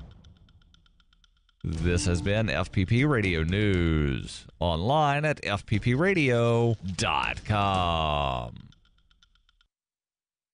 In a deal policymakers have hailed as a decisive step towards combating the rapidly escalating national debt, the United States settled 0.12% of its debt to China this week with a single autographed photograph of John Hamm. The sale of the glossy signed headshot of the acclaimed actor, which China reportedly accepted for a financial easement of approximately $150 out of America's estimated $1.3 trillion in obligations, concludes a 6-month negotiation between the two parties. The decision was obviously not an easy one, but without question, this was the right choice for our nation's future. And in this week's Science News, a distant planet is terrified that it might be able to someday support human life. In other news, a live cow is lowered onto the floor of the U.S. House of Representatives. The majority of an office's supplies are used to apply for different jobs, and a lapsed cult member only attends sanctum on major bloodletting holidays. This is the Onion News Network. And now, live from the studios of Freedom's Phoenix, Ernest Hancock. Believe me when I say we have a difficult time ahead of us. But if we are to be prepared for it, we must first shed our fear of it. I stand here without fear because I remember that I am here not because of the path that lies before me, but because of the path that lies behind me. I remember that for 100 years we have fought these machines. And after a century of war, I remember that which matters most. We are still here! Today, let us make them remember. We are not afraid!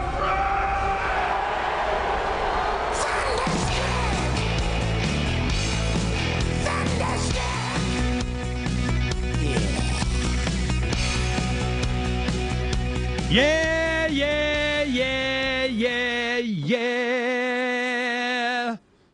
We're not afraid. No fear. You're on Declare Your Independence. Me, Ernest Hancock in Phoenix, Arizona, from the beautiful studios of Freedoms with an S, Phoenix. That started off bad. Let's do that again. Freedoms Phoenix. Wait a minute. Wait, I got you ready. Because I've been up. I've been up for an hour, so I should be able to do this. All right. Freedom Phoenix. You know what? This is not going to do it today. I didn't have enough of something. All right. Let me tell you what was going on. Last couple of days have been interesting because one thing we did 2 days ago, we had on Patrick Byrne. And I tell you what he did. He made the suggestion. He really liked Pirates Without Borders. He also offered to speak at an event this fall. You know, we come up with something. We might have something. You know, Aspen, Colorado is going to be Peter Schiff and myself and some other people and so on. I think he should get an invite. You know, we'll go ahead. We'll work on that. Then we'll tell you all about it later and so on. It's a crypto thing. But he said, he goes, you know, and I wanted to do it before I came on the air because I knew that, you know, somebody's going to go get it. And he said, Pirates Without Borders, awesome. But the Doctors Without Borders, which is, you know, of course, kind of, we got inspiration. I don't know if it came. Anyway, it works, And what happened? Doctors Without Borders was French. Doctors Sans Frontières or something like that. Terry, how you say it in French. And then it's Piratas Sin Fronteras with Spanish. I can do Spanish better than French. But I'm going, yes, we should do that. This is international, of course. So English, French, Spanish, pirateswithoutborders.com. Ha, ha, ha, ha, ha, ha. So I got it before you guys rip it off. So the